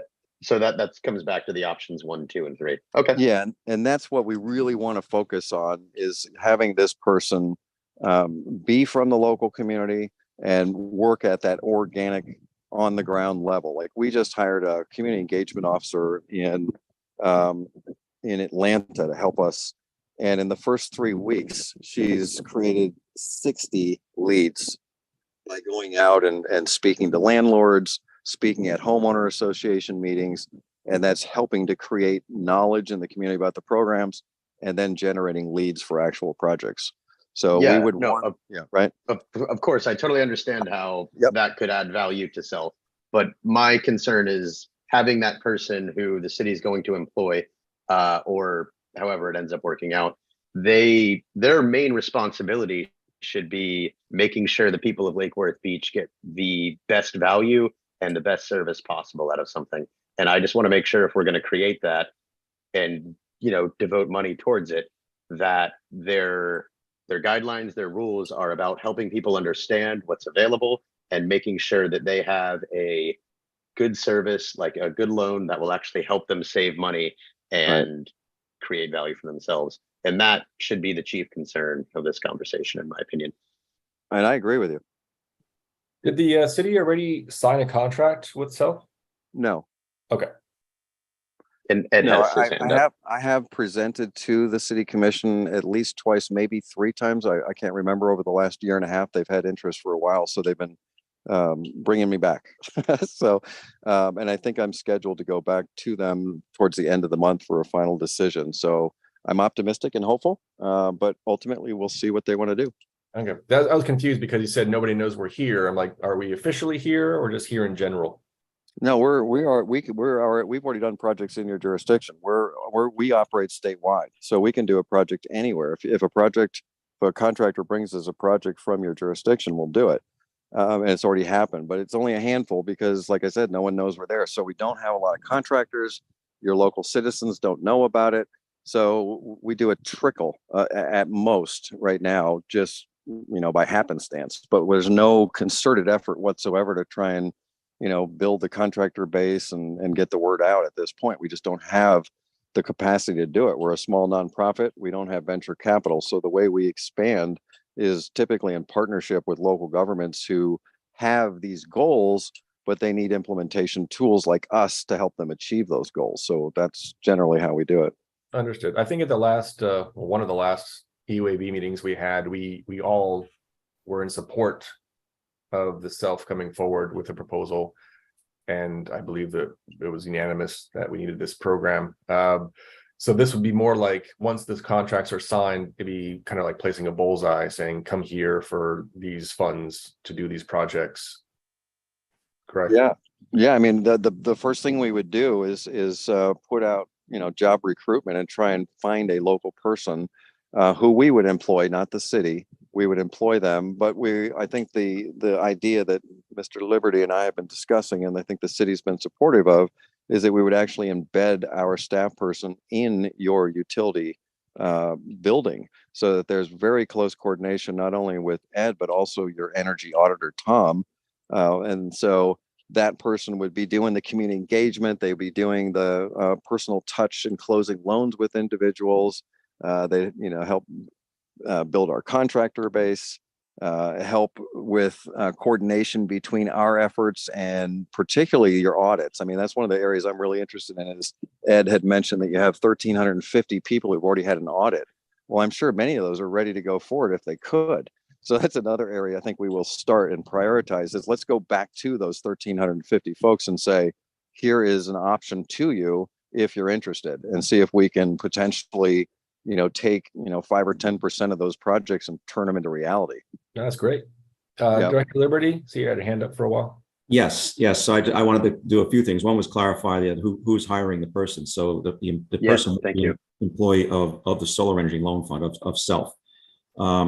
The second thing is in terms of value. If you look at the city's potential contribution of $100,000 a year for 3 years, we frankly could not hire a subject matter expert that can speak to this like Doug can to actually do this for that kind of money. It would be considerably a higher expense. So this is actually going to do something that we very much want to bring to the community at a lower cost at a much higher quality level.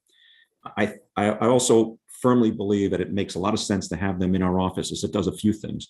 Number one, it sends a message to the community that this is a function that's endorsed by the city, that this is something that the city is making available to the population, that this is not something that is unauthorized or unapproved, or Right.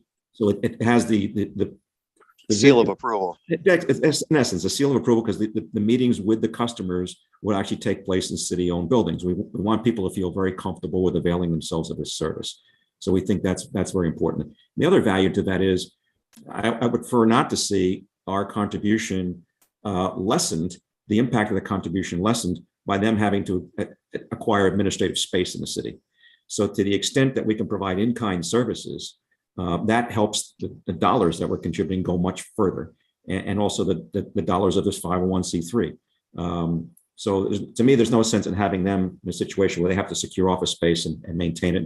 So we can find a way to make that work in the city, either the 1900 building, perhaps other city buildings, even the new customer service location. There's certainly plenty of places the city has access to, so they can have community meetings in the evenings if necessary to get the population out to learn about this. We have already started for quite a while now. We've had self promoted on our website, on the city's website. So customers, to the extent that people use the website, maybe that's a test of how people use the website. This information has been out there. Staff, and particularly me, I firmly believe and would suggest that the $100,000 a year level of support be endorsed by the commission, and that's hopefully that's what this advisory board agrees with as well.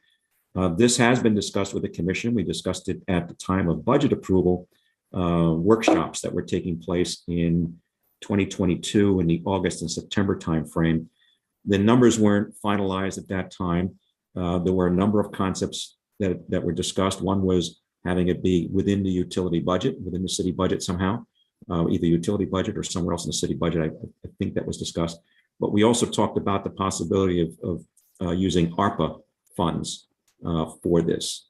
And I believe the determination by finance at the time, this all has to be reconfirmed to make sure it's correct, that ARPA funds could be used for this. The City Commission has not fully committed to exactly where to draw the funds from, but that's a part of the discussion that will take place. I think that regardless of whether it comes out of the utility budget, which of course would have a budget impact, or if it comes out of ARPA funds, that the city should go ahead and do this. But more to come on that. So. Just to follow that up, I know you clarified and I appreciate that, but what exactly is the benefit of self-embedding somebody in, Lake Worth's offices versus Lake Worth actually employing somebody whose main role is to liaise with self? Well, I think there are a lot of things that go beyond the mission of a city, particularly in reviewing personal financial information for customers, selecting and retaining and managing and overseeing contractors, securing financing. Those types of things go beyond our ability, and also the ability just to be on the trail of knowing where all these little pockets of dollars and potential grants and contributions could be out there in the marketplace. We're just not expert in that.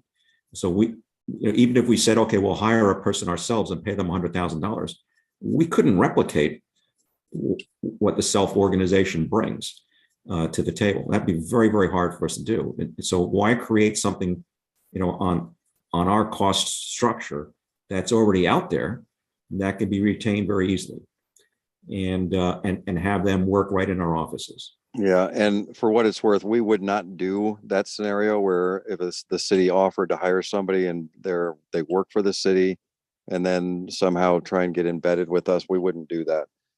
We've never done that before. I guess we could consider it, but that's just not the best way, in my opinion, to do it. We have all kinds of proprietary information, and like Mr. Liberty was saying, they're working with individual clients on their personal financial stuff. I personally would strongly prefer that it be through the model that we're talking about. I think we'd be pretty uncomfortable having a city or county staff person considered a part of our team, but they're not technically our staff person, and they don't work for us, and we don't have full authority over them.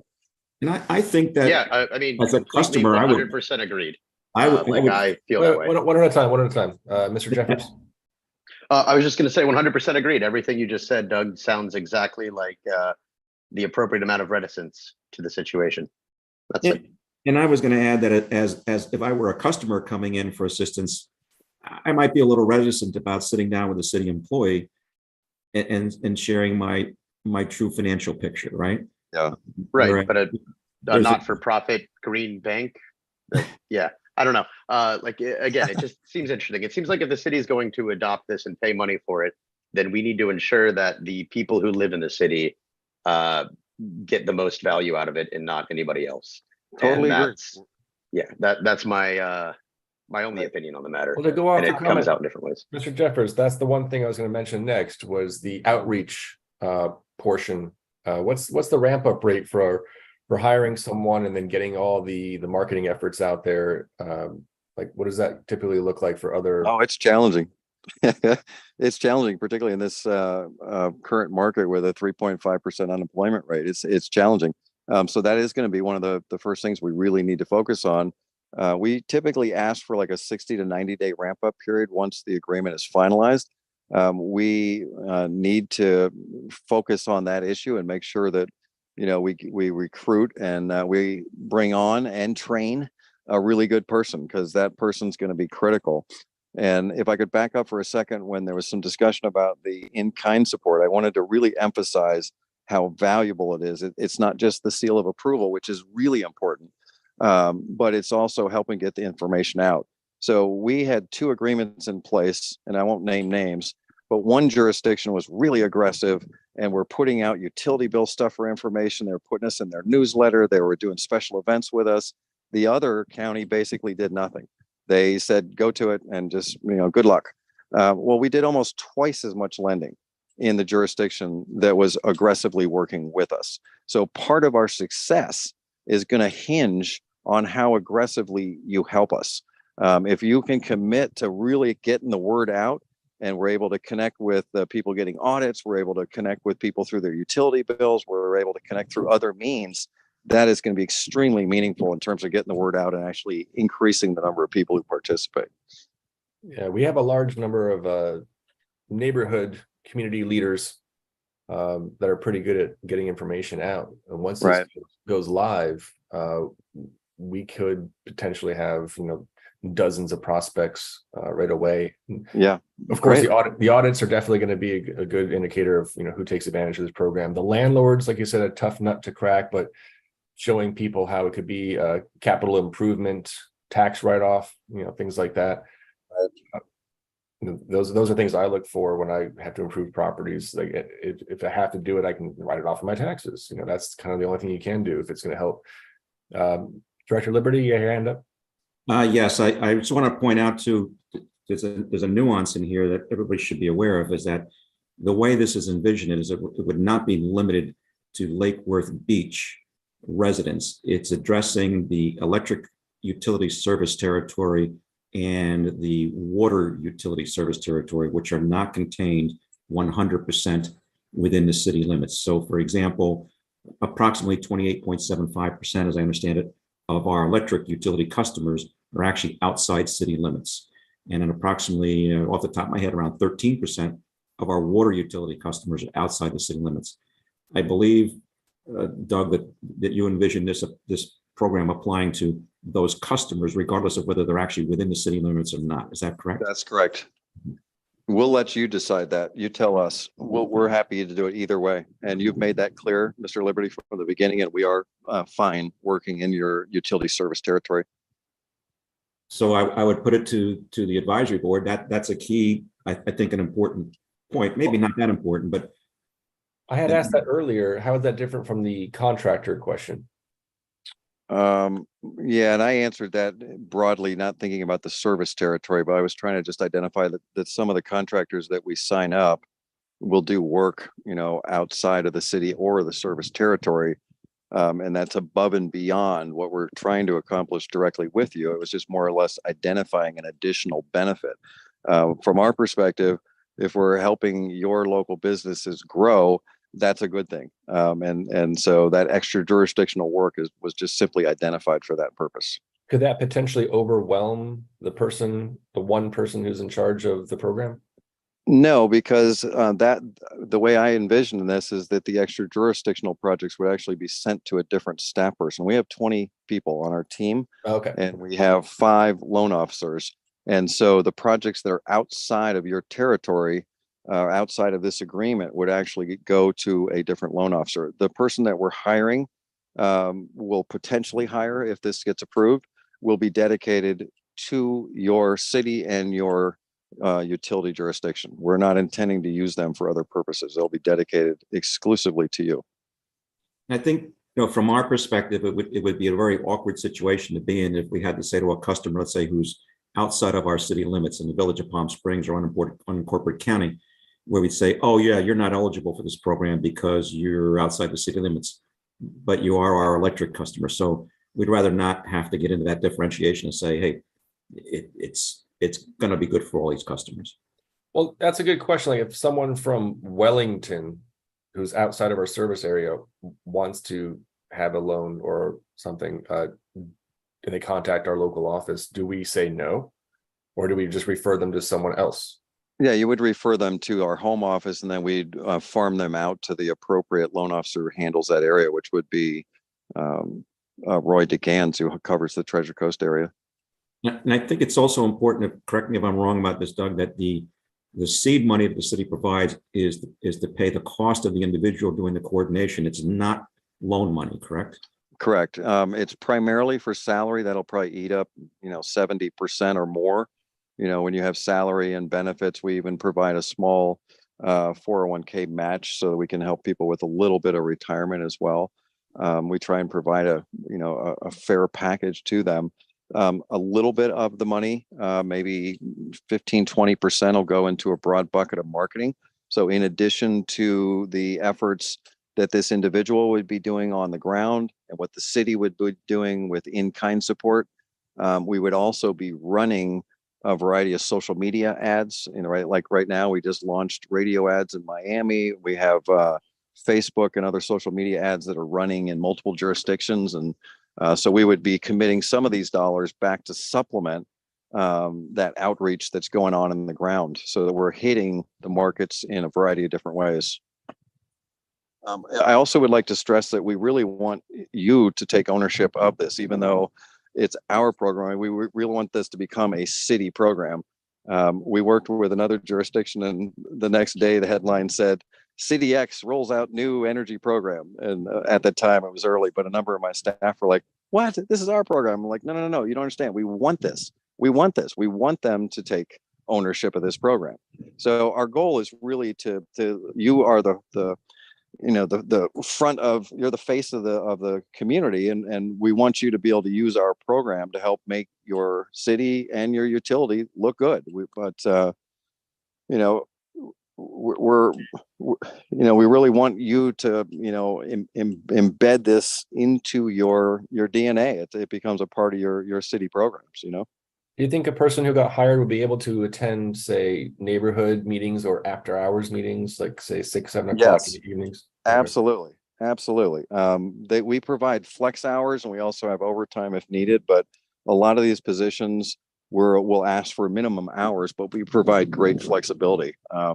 So that if somebody, like right now, I'm doing an evening meeting with you folks, I may not start my day until 10 o'clock or something, like there's flexibility so that we're not overworking people, even though everybody's working pretty hard. But we do try and provide some flexibility, but that is one of the things that's particularly needed for the community engagement officers and loan officers who need to go out in the community, because a lot of times they're having to meet with contractors early, and they're having to meet with homeowner associations and local government officials, for evening meetings. So yes, that is expected. And for the reporting, I read there's a provision for giving like quarterly reports or something like that to the city commission. That's what we typically do. And just, try and provide some updates on our progress. And then we also want to, really fine tune the working relationship between, Ed and his team and our staff. So we don't want to just hire a local person and leave them isolated. We're really interested in trying to build that relationship between the organizations. So, yeah. All right. A technical question. You said anyone can apply for a loan, and they can choose to go outside of traditional lending. If someone was to go, say they have an 800 credit score, but they wanted to come to Self and apply for a loan, is there a hard inquiry on their credit? We do pull credit. We just don't determine the loan based on the credit score. So, the credit report provides us with broad information that we use. We're able to see their credit score, but we're not making a decision on the loan based on their credit score, if that makes sense. But So yes, we are. Go ahead. So if someone has a 500 to 600 credit score, you also would pull credit? Oh yeah, absolutely. Okay. No, we pull credit as a part of the underwriting process. But the key, again, is that we're not determining the loan based on the credit score, but the credit evaluation is super important to us, because we want to see if, most often when people have bad credit, there's a reason, there's a death in the family or something that caused it. And if you see their 8-year history and they've got this limited time in which they've had this problem, it's clear to us that this person is not, habitually having problems, right? Whereas others, you can pull and look and see that they're, taking out loans and not paying them all over the place. And if that's the case, we're not going to provide lending to that type of a person. So the underwriting information provides us with, lots of detail. But the key that we're doing in the underwriting process is looking at their income versus their expenses, determining that disposable income, and then trying to build a loan around their ability to pay. That's the key of the underwriting process. Got it. And Mr. Jeffers? I've got a follow-up question to that. Yeah. So when you say ability to pay in the income process, so like these days, post 2008, if you get a mortgage or something, it frequently involves like several calls to your employer, all sorts of verification things before that loan is closed. Yep. In addition to previous pay stubs, in addition to how long you've been working for that company. Yep. And, we talked earlier about how invasive it might be for the city to know all of that. But again, so I'm just wondering, how invasive does Self get into somebody's personal life versus, say, like a mortgage, as far as ability to pay and income verification and employment verification? Oh, we definitely do that. Not to the point that we're calling employers, but we most definitely are looking at they've got to prove their income. They have to show that it's not just they tell us, we have to actually see it. So yeah, they're going to have to prove their ability to pay.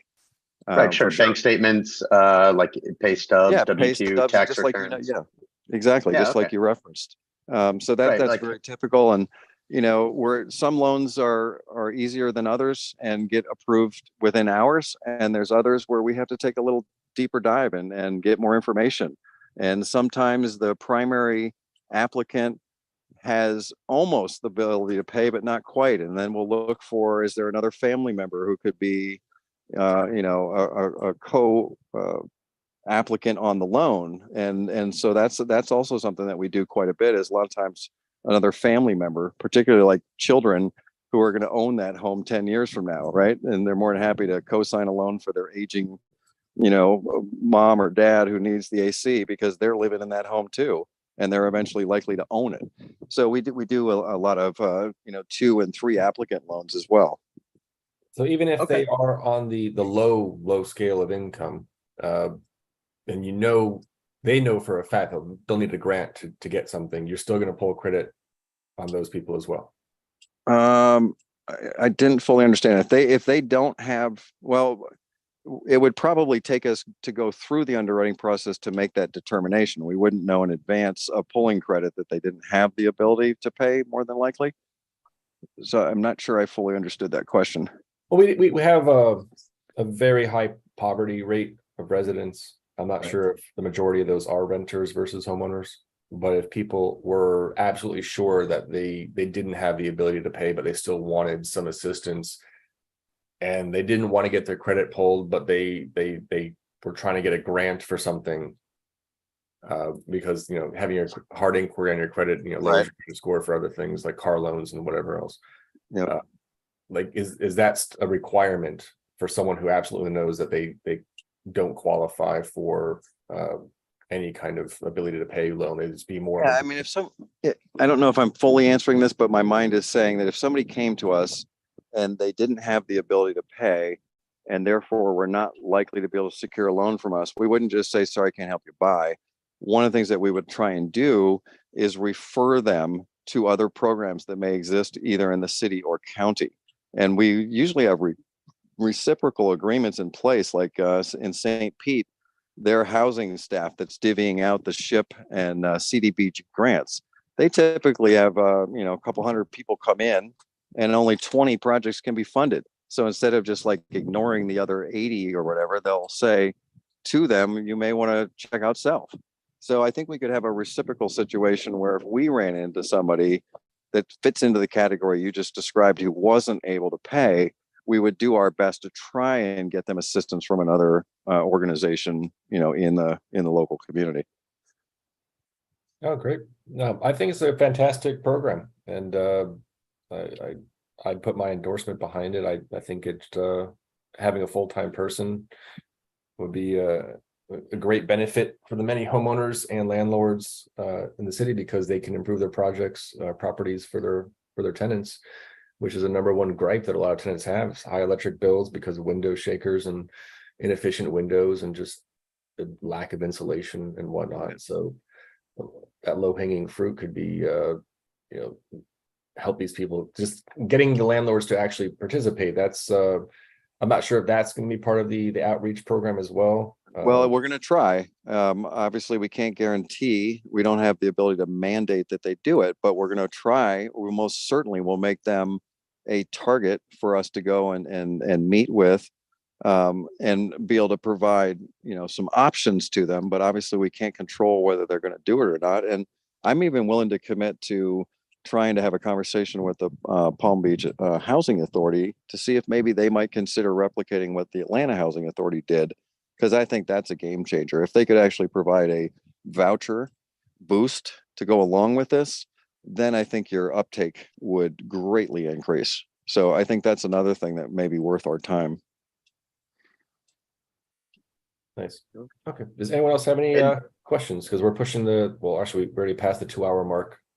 Yeah, I just have a closing thought. I don't really have any more questions. They could all stem from this. But basically, like this board's goal is to, make sure that the Lake Worth utility customers and the residents of Lake Worth Beach have the best quality of life possible for like the cheapest price possible with respect to utilities. And it, like Self's goal, it's a bank, their goal is to write loans. It seems like there's a lot of room in between those two goals. Self seems like it can help, and I believe that it's a great thing and we can take advantage of it. But I do believe it puts a certain onus on the city and the utility to make sure that it's done properly and that no one is taken advantage of. I mentioned it earlier with the contractors who are somewhat predatory, just loan behavior in general. I think we've all seen how that can go. And there's a lot of room for people to get themselves into situations that they don't need to be in.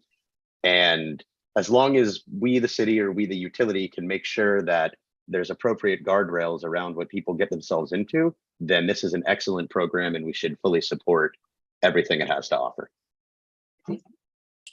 Yeah, I think that was part of our consensus the last time around, that for the energy conservation program, we were looking for this specifically to come forward.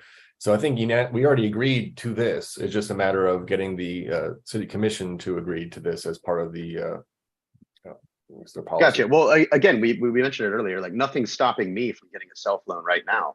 It's Correct. there, it's available. It's on the website even of Lake Worth Beach. But before we, the city, give them money to have a full-time employee to help make this better, I think we should also, maybe it's more money we have to spend to make sure that the people who are getting into these loans, maybe it can serve more than just self, maybe also people who are signing up for PACE, some sort of advocate for the actual citizen who, like they don't know what they're getting into. I think this whole push, we could, capitalize on that quite a bit and create a lot more financial awareness and, quality around some of the contractors and the equipment that's actually installed before a loan's just written and money's made off of it. And this is like a good time to bring that up. Yeah, Could I jump in briefly on that? Because I totally agree with that comment. And honestly, the biggest problem you have in your jurisdiction is PACE that's already there, right? PACE is already in Palm Beach County.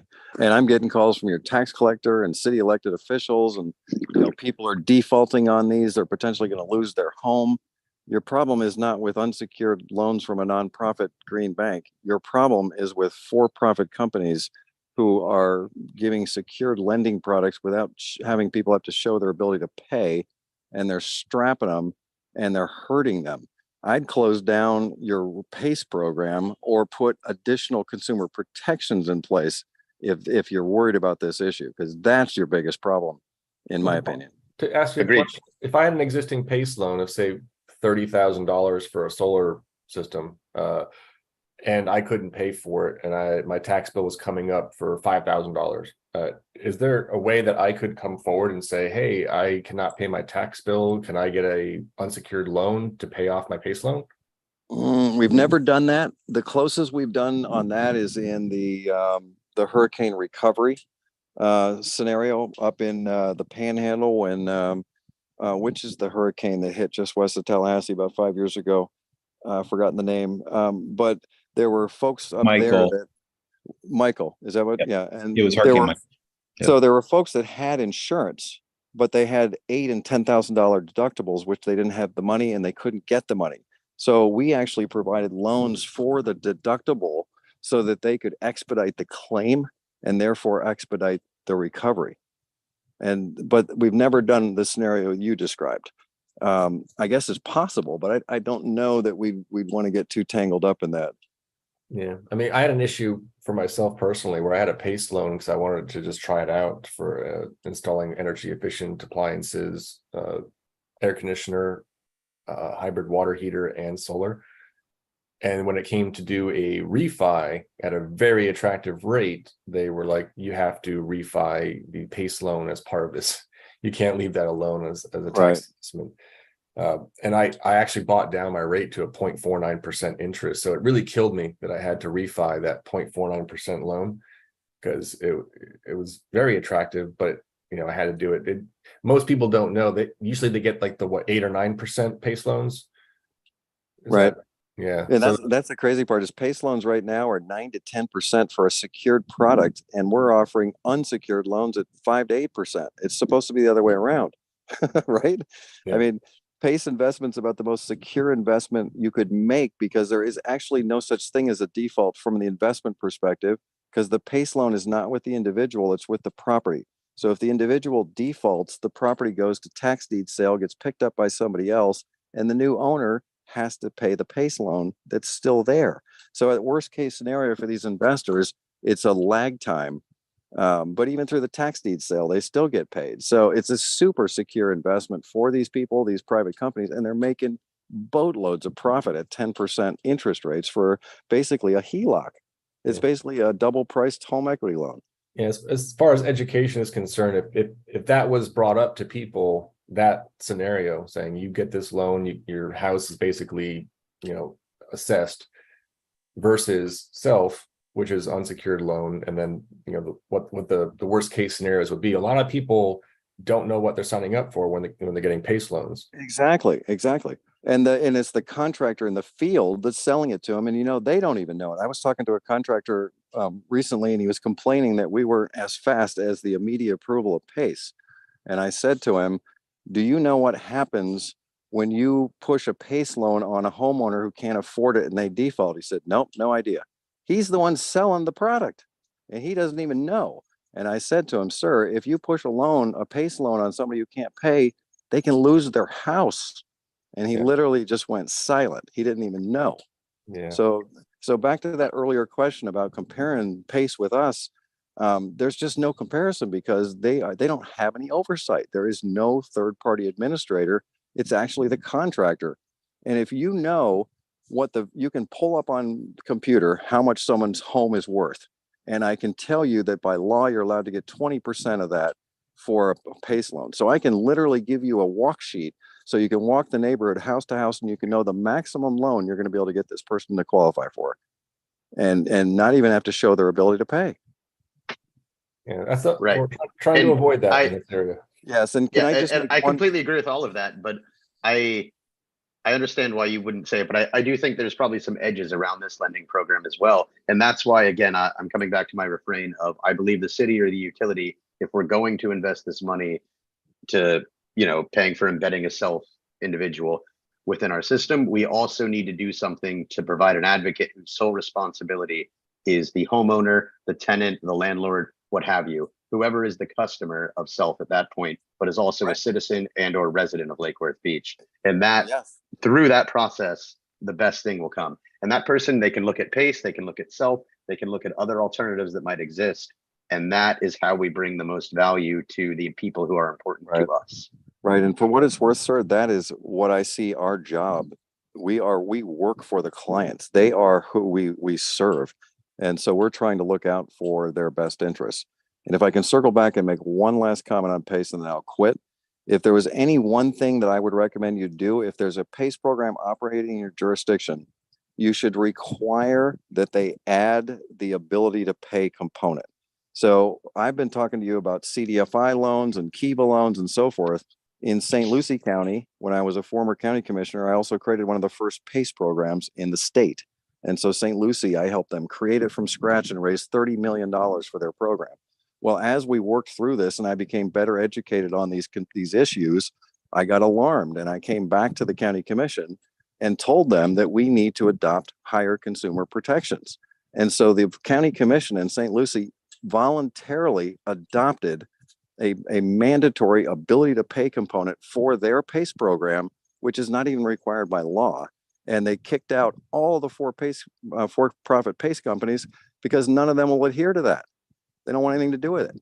So Yeah. if you want to put consumer protections, and that's what you need to do is get Palm Beach County Commission to mandate an ability to pay component to the PACE program. And I know your tax collector, Ann Gannon, is all for that. She's extremely concerned because she's getting all these defaults.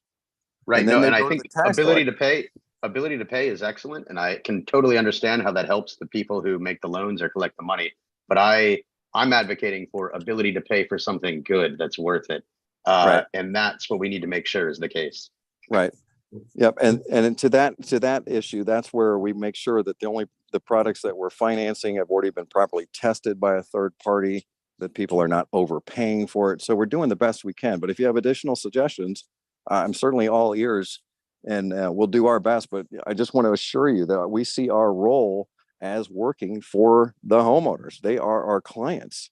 So we're not trying to hurt them in No, any no. way. Yeah. And I understand and I appreciate it. It's just, Yep. like best laid plans, there's always room, and the PACE program on paper when it first came out sounded great, but then now it's turned into what it is with predatory contractors who love to do that. And I would just, having learned the lessons from that, I think we can, if we, the city or the utility, can put up appropriate guardrails here, this can be nothing but excellent for all Right. parties involved. Right. Switching gears to the house insurance crisis, with the having to redo your roof every 15 years in order to Yep. get a optimal policy in place. Yep. I saw that in the proposal that you do roof loans as well. Yes. So- We do almost 50% of our lending is for roof loans. Roof loans are huge in LMI communities. All right, so that would actually be a good thing for people in this area, especially the coastal community, to get these roof loans prioritized or mentioned, because if you go around town, you still see people with blue tarps on their roofs, and that's no good. But also, these insurance companies, even if your roof looks perfectly fine, you might be able to get someone to say that you have like 1 to 3 years life left on it before you have to replace it. But roofing is not cheap, and not everyone can afford it. So it's great that there is a low interest option for people to use. Yep. And like last year, I think there was like 400,000 homeowners that got a letter from their insurance companies, and we got inundated with people just like scrambling to try and figure it out. But the improvements we're doing on ACs are helping people cut their energy costs, and the improvements we're doing on roofs are often cutting their insurance costs, or at the very least helping them retain their insurance. But we've actually seen reductions in insurance costs to the tune of $800 to $1,000 a year in premiums by people putting in upgraded roofs. So there's the potential to help reduce their operating costs, both on the energy and in home insurance side, with these improvements. And same for impact windows, correct? I assume so. I'm not sure about that, but I assume so. Yeah, because I know the insurance companies, they like it when you have total enclosure coverage. Yeah, and interestingly, some of the insurance companies are really interested in what we're doing because we're greatly reducing their risk. And so some of the sorry, go ahead. As part of the new federal program, I forget the name. What was it called? The climate bill? Climate bill. Is there a name other than climate bill? Well, it's called the Inflation Reduction Act, IRA/climate bill. Gotcha. That's why it's IRA. The Inflation Reduction Act only stipulates that homeowners can get $1,000 per year for installing energy efficient windows or impact windows. Is that correct? No, I don't believe so. And honestly, they're still in the rulemaking right now. So we're still trying to get our arms around all of the final decisions. I'm seeing numbers significantly higher than that. I've been hearing that there may be grants that are in excess of $5,000 per low income homeowners. So we don't have all this information yet. Okay. It's rolling out. And in fact, for what it's worth, SELF is actually involved at the national level. Not only did we testify in Congress to help advance the climate bill, but we're actually working with the EPA right now. Our executive director is actually one of the co-chairs of a national committee that's helping the EPA on these issues. So this information is basically happening right now, as they're rolling out the rulemaking for it. Yeah, so it benefit Lake Worth Beach homeowners if this wasn't in place sooner rather than later. But we don't need to wait for the federal government to do their thing. But when they do roll out their the bill, people will be able to take advantage of it then. But in the meantime, if there's a way to reduce their energy costs now, they can do that. And we definitely see the grants as being a big piece of this because of all the different opportunities. So as this information comes in, we'll be bringing it back to the city, bringing it back to the contractors, and to the local homeowners as well, so that they can take advantage of it. Yeah, I mean, I don't think you have anybody who is against self in this board. And I think we have a lot of good things to say about it. I don't think we have a quorum to actually officially vote on anything. But as a consensus, unless I'm wrong, other members of the board can speak up. That I support this. I definitely support this. okay, well, there's one. I second it. Yeah. So I support it, but I feel like we need to know more about what the role of the embedded person in the office will be and how exactly that's going to be checked before the city or the utility spends money on it. So like, I don't know how those answers will come to be, but again, like I like the program. I like what it has to offer.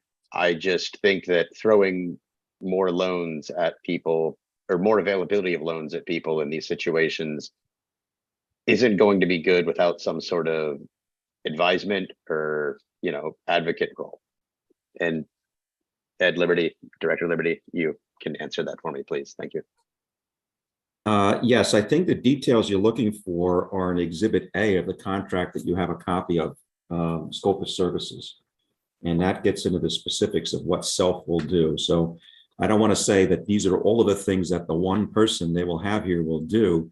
These are the roles and responsibilities of self under the contract, one of which is to have that person here to coordinate. But I think one of the benefits here, again, is that not only will there be a person here, but there's an organization that stands behind that person. There's a structure of subject matter experts that help deliver these products and services. So the scope of services is an Exhibit A.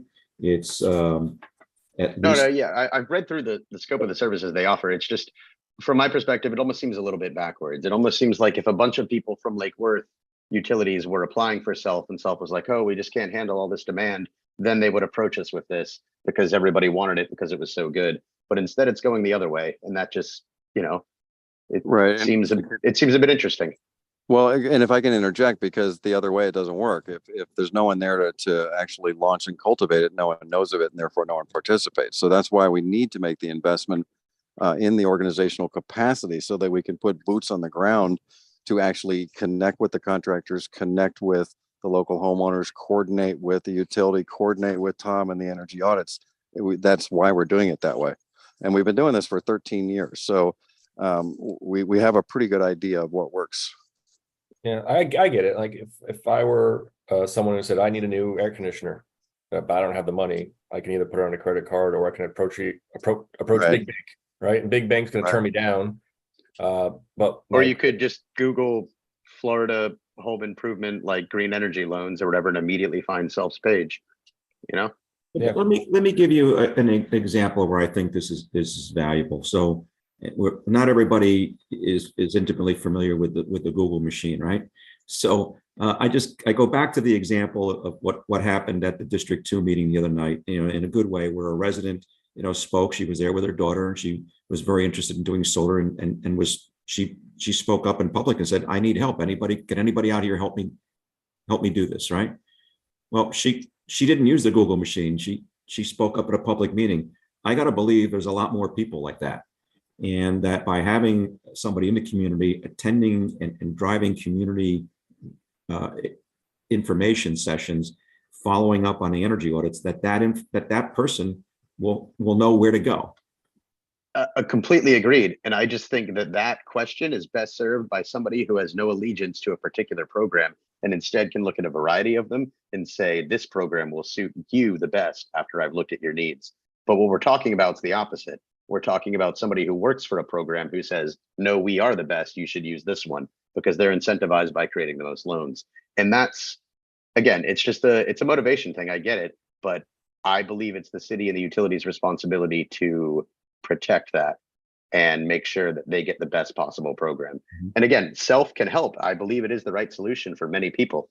I kind of want one. Like, I need to redo my roof. I might want solar, but that's for me. I don't know that that's the case for every single person. And I think it's awfully bold for self to say that we are the answer to anybody who wants to improve their home and needs a loan for the city of Lake Worth Beach.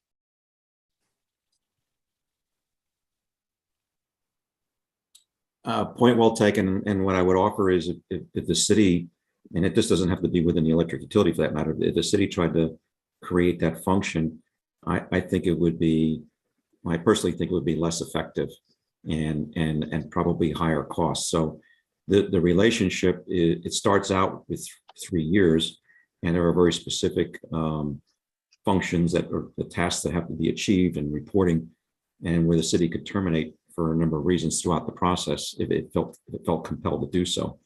So I think that this is an approach. I think it's far better than no approach. Yeah. I also think, frankly, I do think that this is better than the city trying to stand up this function on its own, whether it resides in the electric utility or not. Frankly, it's a daunting exercise for us to try to tackle it within the utility. I know, I understand, and I'm not saying no to embedding the self-broke person. Like I think that's a good thing. I'm saying more, and I understand why that's a hard sell. I'm saying that, you know, in fighting a wolf in sheep's clothing into the hen house, that kind of thing, like maybe there needs to be somebody else watching. And again, it's not a no, it's just, you know, treat it with caution. There's, again, PACE looked good on paper when it first got passed. Everybody thought it was a great thing. And then the reality occurred. And this, again, seems like a very great thing. But reality is pretty creative.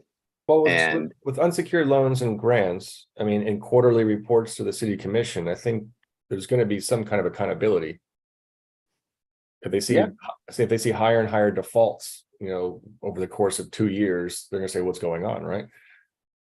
Are we giving? of course, and that's a metric that reflects, you know, how much money self gets paid back. That's what that metric reflects. It doesn't necessarily reflect the quality of the life of people with that loan.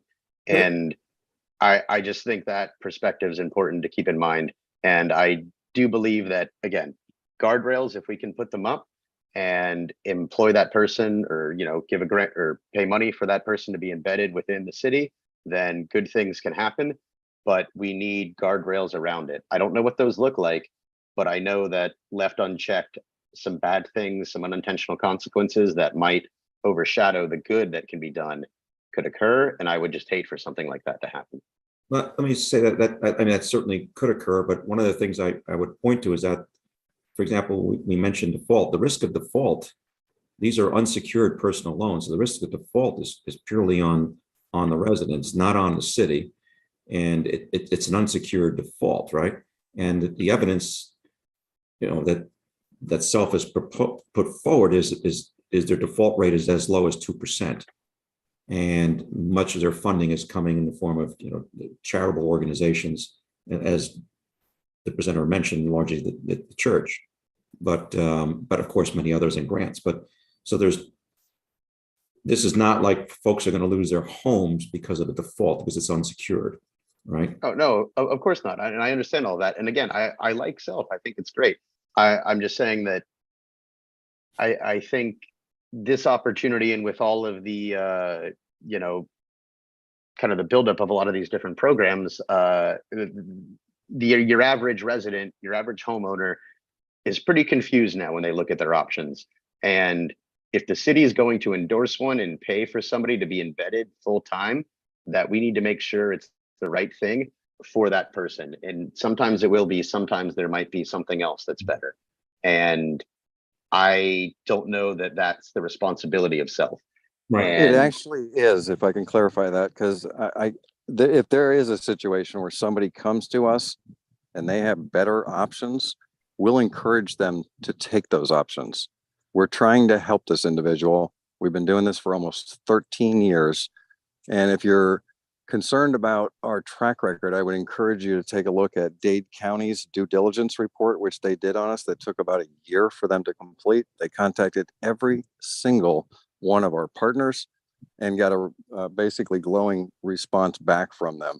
So we stand by our record, and I stand by the integrity of the organization, and we are working to protect the individual owners and help them. And that's our role as a 501c3. So the contention that there's some other group that you can go to if you don't work with us, or that the homeowners can go to, it doesn't exist. It doesn't exist. Martin County put an RFP for these services, and there's one organization that responded, us, because no one's doing this. So there aren't other options other than PACE, which is extremely dangerous. So it's not like there's a whole bunch of options out there. There's a massive void in underserved communities, and we are the only entity that's doing this. So yeah, the city could do this. As a county commissioner, I started this program and I had to go get a $3 million grant and then pilot it for 3 years before I could even expand it. So it's an amazing amount of legwork that's needed to get one of these programs up and running, if you can even get the grant, to do so. So Doug, you're basic. Go ahead. I was going to say, Doug, there's a number of checks and balances, and one is, at the federal level as a 501c3, there's a level of scrutiny over how you folks operate, right? Your treasurer, we're required to report to them. We also have to do a minimum of lending of 60% in LMI communities. So we also have a board of directors that are overseeing us. We have clean audits from every year that we've worked. We also operate under the sunshine laws. Everything's we're transparent. But I would just point to our track record. I mean, if we had just started up, I can see where the concern would be, but we're in year 13 and we've worked with 16 different local governments and we have a stellar track record. So that's where I'm going to stand is on what we've actually done. And I hear that. And again, I wouldn't say this if you didn't just say that, but like that 13 years of success is all in zero interest rate policy. Now we're not in that reality Zero anymore. interest rate. Wait. What does that mean? No, that's not the case at all, sir. I'm sorry. Yeah, That's just not the case. I mean, the interest rates have gone up and down throughout that 13-year time frame, and our interest rates have stayed pretty much the same throughout. Right. But the Fed fund rate for the past 13 years has been lower than it's. Anyway, I'm not going to get into macroeconomic conversations. Right, in the last couple of years, but no. But you made a statement that has been like 0% interest throughout the whole time that we've been doing this, and that's just not the case. During 3 or 4 years of the 13 years, that was the case. But that's certainly not been the case since we started. Anyway, I don't mean to be argumentative. I'm just very proud. Yeah, I I don't want to discuss macro, but I understand. I'm not knocking self. I'm just saying inviting more and more of these programs can. I just think the city or the utility can do something to help people find the best solution. That's not necessarily from a specific lender. Right, and that goes back to my comment of PACE. Go back and fix PACE so that option that is available is not going to potentially hurt people within your community. That's the most important thing you could do to protect your local citizens in this discussion about green financing. All the groups, literally 2 out of the 3 biggest PACE providers in the country are facing class action lawsuits for fraud. And I can assure you that's not going on with us. Going back to Director Liberty's comment about if self wasn't an option, didn't exist or whatnot, but city staff was to try to fulfill the role that self would do, it just wouldn't be anywhere near as efficient or productive, because right now we're doing energy audits, but then they're just sitting there with them, right? So there's right. No, not the role. Like that's, again, I'm not advocating for the city fulfilling that role and working for self. I'm just saying a different role, like an advocate role of helping these people decide on what the best solution is. Yeah. A, are they qualified to do that? And then B, I want to just emphasize that we don't have one program, we have multiple programs. So when we're sitting down with a client, we're actually doing what you're describing.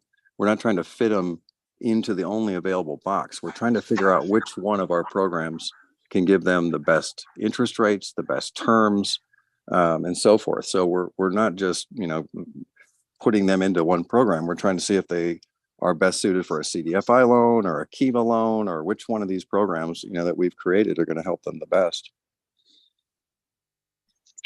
Okay. Got it. Are there any I think I've said more than my piece, so I'm good. We don't need to go much longer. Well, I think the board is just trying to get a consensus, because this is going to go forward to the commission soon.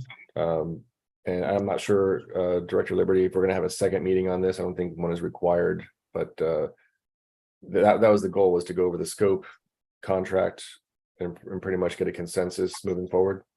Well, we could certainly have an additional meeting if you want. We envisioned getting this to the commission, hopefully at the April 25th meeting. I think there's a lot of things on that agenda, but that would be our that was where we were headed.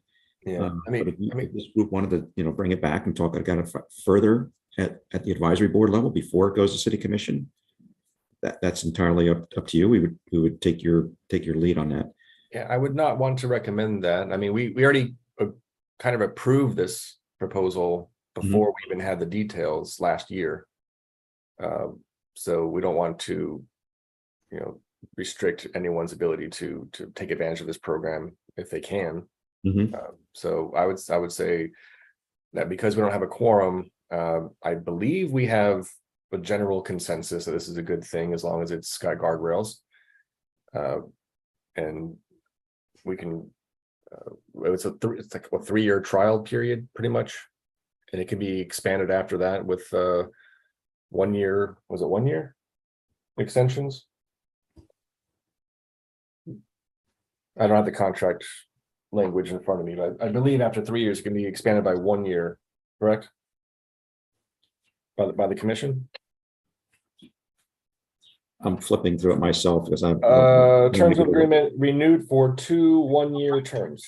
Okay, yeah, I didn't want to give a shout out without going back and reading a specific line item. All right, so Article 3. Yeah, and that's not typical, just even though I would love to have more money. Typically, it's been specifically for 3 years. The only exception to that would be Martin County, because Martin County developed an additional water to septic to sewer conversion loan program with us. And so they gave us an extension so that we could continue to work on that additional program. And in that case, I think we're just about to hit $1 million of septic to sewer loans just in that one small county. But that's the only example that I can think of where that extension was provided. We're looking for a 3-year agreement. It's fine if that language is there as an option, but we're not expecting that to happen.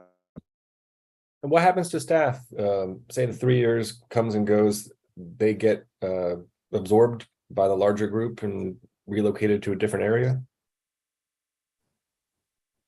Yeah, definitely. I mean, one of the things I actually pride ourselves on is that many of our team members have been on board for a long time. So I've been on board for over 12 years. Our executive director has been on board for 10. Our operations manager has been on board for 10. Our underwriting manager has been on board the longest. She's been on 13 years. So we do make a concerted effort to try and bring people on board and have them grow with the organization. So it's unclear exactly what we would do in year 4. But ideally, what this seed grant would do would help us build the contractor base, cultivate this program. And by year 4, it's up and running. So even if we don't have grant money in year 4, we should have the overall lending activity up to a point where it's generating some earned revenue so that we can maintain a presence. It may not be a full-time presence, but we could maintain the program even after the grant expires.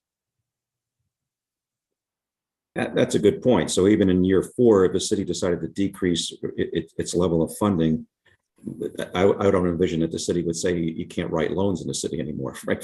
You can't help people. Right. And so in the case of St. Pete, when we hit year 4, we had gotten our overall annual lending up to about $1.5 million a year. So we were generating about 40 to 50,000 in earned revenue, which we then invest back into the loan officer position so that person can continue. We're not going to be able to hit that volume in a city of 40,000, but we should be able to at least retain a part-time presence even after the grant ends so that we can continue this program even after that grant expires. Got it. Thank you. All right, are there any further questions? All right, thank you, Mr. Coward, for your presentation. Yeah, thank you. And Appreciate the answering all the opportunity. questions. Yeah, no problem. I really enjoyed the discussion, and thank you for allowing me to present this evening and have this discussion with you. Yeah, and of course, again, thank you for dealing with me. I appreciate it. You had very good answers to a lot of my questions, and I like Self's program. I just doing my job here. No, I agree. I've been a former elected official and served in similar capacities on boards. That's your job. So I totally respect you, sir. I understand where you're going or where you're coming from. Thank you. Commissioner McVoy, were you going to say something? Just thank you to the board for engaging with this. Thank you to Doug Coward for making the presentation. I personally see a lot of potential for this in our community. I'm particularly excited in the newer portion of Self that's trying to crack the nut with landlords, at least as a start. Yep. I think if we made any headway on that in our city, that would be an amazing help to the community. Yes. As long as it stabilizes or makes rent go down. Yes.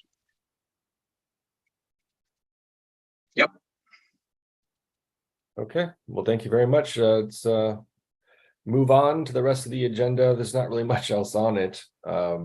Board comments. I have a comment, and it was a general question for Director Liberty. Do we have any feelers out for anyone from Palm Springs to be on the board? Yes, we do. As a matter of fact, I've talked with the city manager of Palm Springs and also our city council. Glenn Torsivia is also counsel for Palm Springs. And he's aware that we'd like to have a person from the Palm Springs area or unincorporated county, anywhere outside of city limits. But no name has been brought forward. And from what I understand, the Village of Palm Springs is, I'm not going to use the term apathetic, but they're just, they don't seem to be concerned enough about these things that they want to, that somebody's come forward in the population to sit on the board. So I have an alternate interpretation to the hypothesis. It might be that the service that our utility has done in that area is so good that nobody's worried about it. That's a good hypothesis. I like that one. But I do know that we've put an awful lot of investment. The bulk of the money that we've spent so far in Shrip, not maybe not the bulk, but a very large percentage of it has been spent out there because that's where the poorest performing circuits were. And that's where the biggest boost in reliability has taken place, I believe. I do know, and I haven't been over to speak to their commission for a while. The dynamic is very different over there, and their meetings are very, very short. And I've gone over there and gotten rounds of applause, which is obviously different. But I haven't presented to them probably in a couple of years. And I remember with the prior city manager speaking with him about coming over, making presentations, and the general comment was, "Why? Is there something wrong?" So obviously we didn't do that. But we did have I think it was Roger, I can't think of his last name right now, that was on the advisory board. Yeah, I remember that. That was a while ago, but there was somebody there for. Yeah. Roger St. Martin. Yeah, I Maybe think it sounds sort of familiar. Yeah, and like I said, I have spoken with their city manager. Our current assistant city manager is leaving us to go work for the Village of Palm Springs. And so he's certainly aware that we need somebody over there. And as I said, Glenn Torsivia knows it because we've talked about it in the context of the latest bill with respect to general fund transfers and extraterritorial representation and things like that. So he's aware of it as their counsel. So they just don't have a name. Nobody has come forward who wants to do it. Well, you've notified the city manager, you've notified Mr. Torsivia and people in Palm Springs, but they've got to get a word out to their community so people know, so you could find someone that's interested. Right. Now, I think maybe if we wanted to take a formal step, we could have the city manager, write a letter officially to the mayor or to the city manager over there, to maybe give a little bit, but plenty of conversations have happened. There's nobody's come forward. Got it. Okay. We'll keep trying. But there may be people that they don't know that we don't know because they're in the unincorporated county. So it doesn't have to be within the Village of Palm Springs. It could be somebody who's in the unincorporated county as well. From my understanding, there's 2 open seats, correct? There's an unincorporated at large and a specific one to Palm Springs. Is that correct? I'm not familiar with the requirement. I have to admit, Okay. I have to check with the city clerk. I'm not familiar with it. All right. Yeah, I'm trying to check the city website right now. It's one of those things where I don't think our board is up to date. It's yeah, they don't have, they used to have who put in or recommended the person for the seat, but because everything changed to a voting method, it's all kind of it doesn't say who's what, right? It just has vacancies. So there's one vacancy and one vacant Village of Palm Springs. That's all we have right now on the city website. Mm-hmm. So it's not like a district 1, 2, 3, 4 mayor. It's just vacant and vacant Palm Springs. Right. But my point was there is 2 vacancies. Correct. Okay. So, as a matter of procedure, Chairman O'Blander, how would you convey the consensus of this board with respect to the self-proposal to the city commission? Would you propose to come and speak at the meeting, submit a public comment card through the clerk, or write a letter to the commissioners? Yeah, historically, I don't think people from the board have come to the electric board meetings and spoken. But as chair, I mean, I feel that we already agreed to this Mhm. last year. And if the meeting is going to be what, April 25th? Yes, that's what we envision, assuming that we get the staff report written and it stays on the agenda because it's a busy meeting, but that's my intention, is to bring it to that meeting. Yeah, I mean, I feel that I think from today we have a general consensus that it is a plus for the city, Right. and the residents. There might be some details, like who gets to I can't say the word hire the person, the city versus the program, but Mr. Coward said that it works better if the program hires a person and operates things that way. But from my perspective, I think I can certainly, as the liaison, mention, discuss this meeting, and I know the vice mayor is on the meeting himself. So, but I think it strengthens the role of the advisory board if the advisory board makes their own statement. That's my own personal opinion, but you're a board and you can decide how you want to do that. No, I'm willing to come forward and leave a comment, not a presentation item, but more of a, I guess would it be an agenda item comment? Right. Mhm. I'd also be willing to do the same. I don't know. I'd like to say my piece. Again, I am in support of this. It's just I think we can do more. I think without more, everything is a net benefit, but I think we can capitalize on this opportunity to do a little bit more. And I know finding the money for that's going to be difficult, but from what I understand, the money for this position that the city would be funding can actually come from the Climate or Inflation Reduction Act bill that we're talking about. So maybe we can get a little bit more out of it and create something even better. And I would like to give the city commission an opportunity to think and discuss about that. So yeah, April 25th, I would like to give a agendaed public comment if that's a thing we can do. Yeah, I mean, everyone's welcome to give a public comment if they want to. And in terms of the funding, I can't say that the funding would come from the Inflation Reduction Act. The initial conversations that we had with the city commissioner in the budget process last year revolved around whether it would be in the utility budget or whether it would be funded out of the ARPA funds, which ARPA is a different grouping than the climate bill. And I know there's a lot of other thoughts about what to do with the ARPA funds because it's a very important part of it. It's a very important resource. So I don't know which way the city commission would decide to go on it. They could obviously go either way, ask us to fund it out of the utility budget, or in fact use ARPA funds. That would be up to them. They could just, I'm assuming they'll decide that night or study it further. So I'm imagining, just thinking out loud, this might be like a 2-part decision.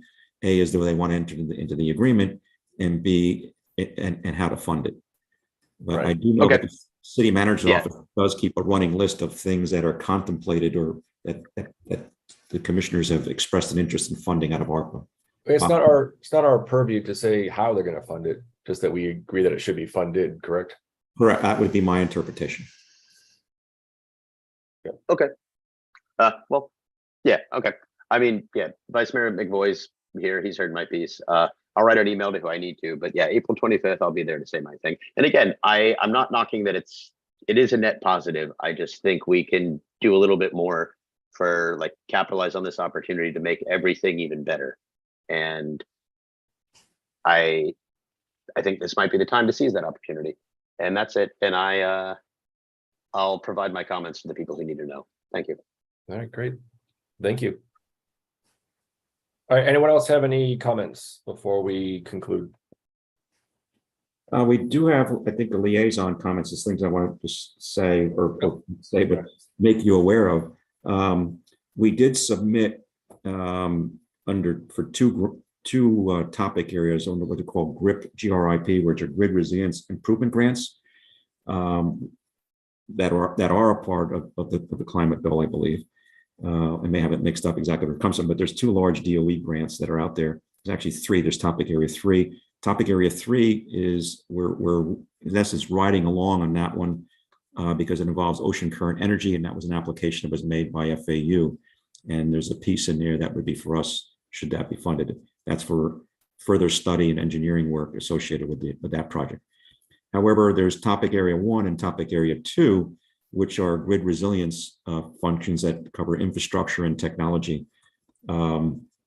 We've applied for $67 million in grants under those two categories. It's a massive undertaking to have pulled that together. And thank you to the Vice Mayor. He did participate in that process and provide input and a lot of Scrivener work and writing, as well as city staff and our grants consultants at Grant Management Associates. So the $60 million, that 67 roughly now that we applied for, would require approximately a $37 million city match. A large portion of that is funds that are largely in hand through the bond issues, because these projects, not all of them, but are largely comprised of things that we're seeking to do under the System Hardening and Reliability Improvement Program, for which we've sold bonds. So then that, we don't know if we'll be selected. Our grant consultants that assisted us in the process are optimistic. Staff is optimistic, but of course, you know, we have a vested interest, right?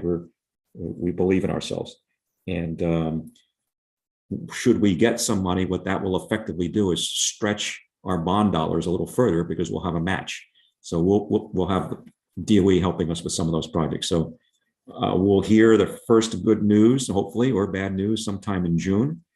We do know that along the way, in preparing our submittal, we submitted, in essence, papers to the DOE on what our thoughts were, what we were proposing, and based on the responses that we got, what DOE did, they would give basically a recommendation, like hey, thumbs up or thumbs down. Hey, we think you've got a good proposal, keep going, or we don't think you have a great chance of winning, but you can keep going if you want to. So we got a thumbs up. Many people did not.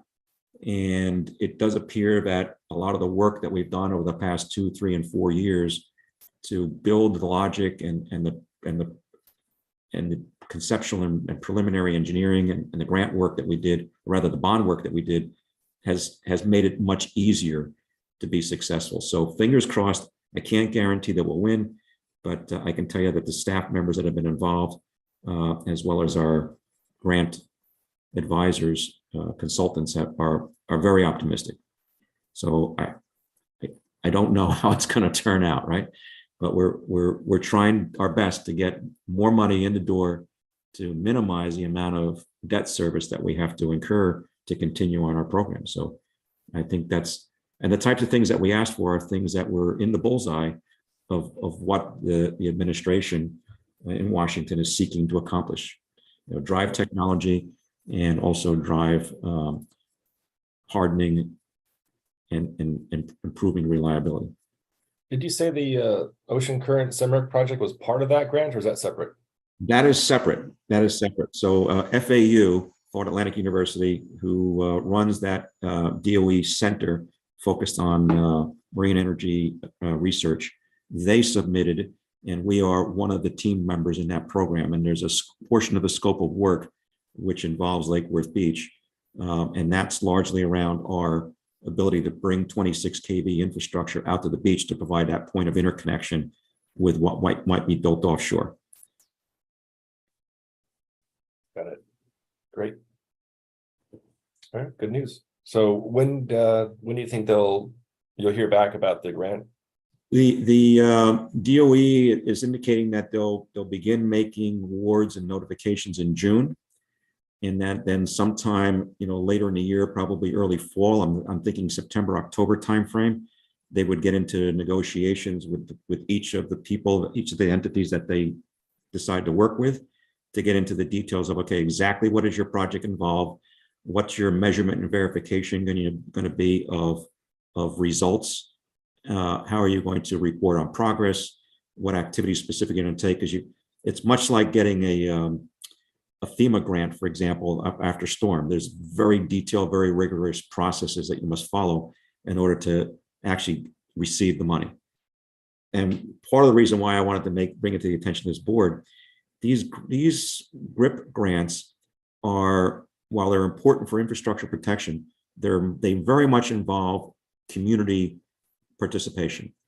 So we view that this advisory board will be one of the vehicles by which we will engage the community in the execution, in the planning and execution of the projects. So even though we've already conceived of the projects as a part of our system hardening reliability improvement, there's an awful lot of community outreach and community involvement that DOE would like to see in the execution and confirmation of benefits of the projects. So how do we do community outreach if the charter ordinance language says we're not allowed to do community outreach? So I brought that up at a prior commission meeting. It's a conundrum. Yeah. So to that point, which is a very good point, the grant applications include the hiring of multilingual community outreach personnel that would be resident within the city's structure. Doesn't necessarily have to be the electric utility, but that would be working with advisory boards, much like your own and other boards in the city. So there would be a community outreach team that would be hired, covered by the grant dollars. Got it. Great. So it's a great opportunity that this administration has brought, to the marketplace. We're trying our best to get a piece of that for Lake Worth Beach. No, hope we get it. That'd be terrific. All right. Anything else? That's it. Thank you. Okay. Do I have a motion to adjourn? Motion to adjourn. Second, All right. Thank you, everyone, and see you next time. And if you come April 25th, leave a comment. yes. And thank you, Suhey, for moderating tonight for us. Thank you. Thank you, everybody.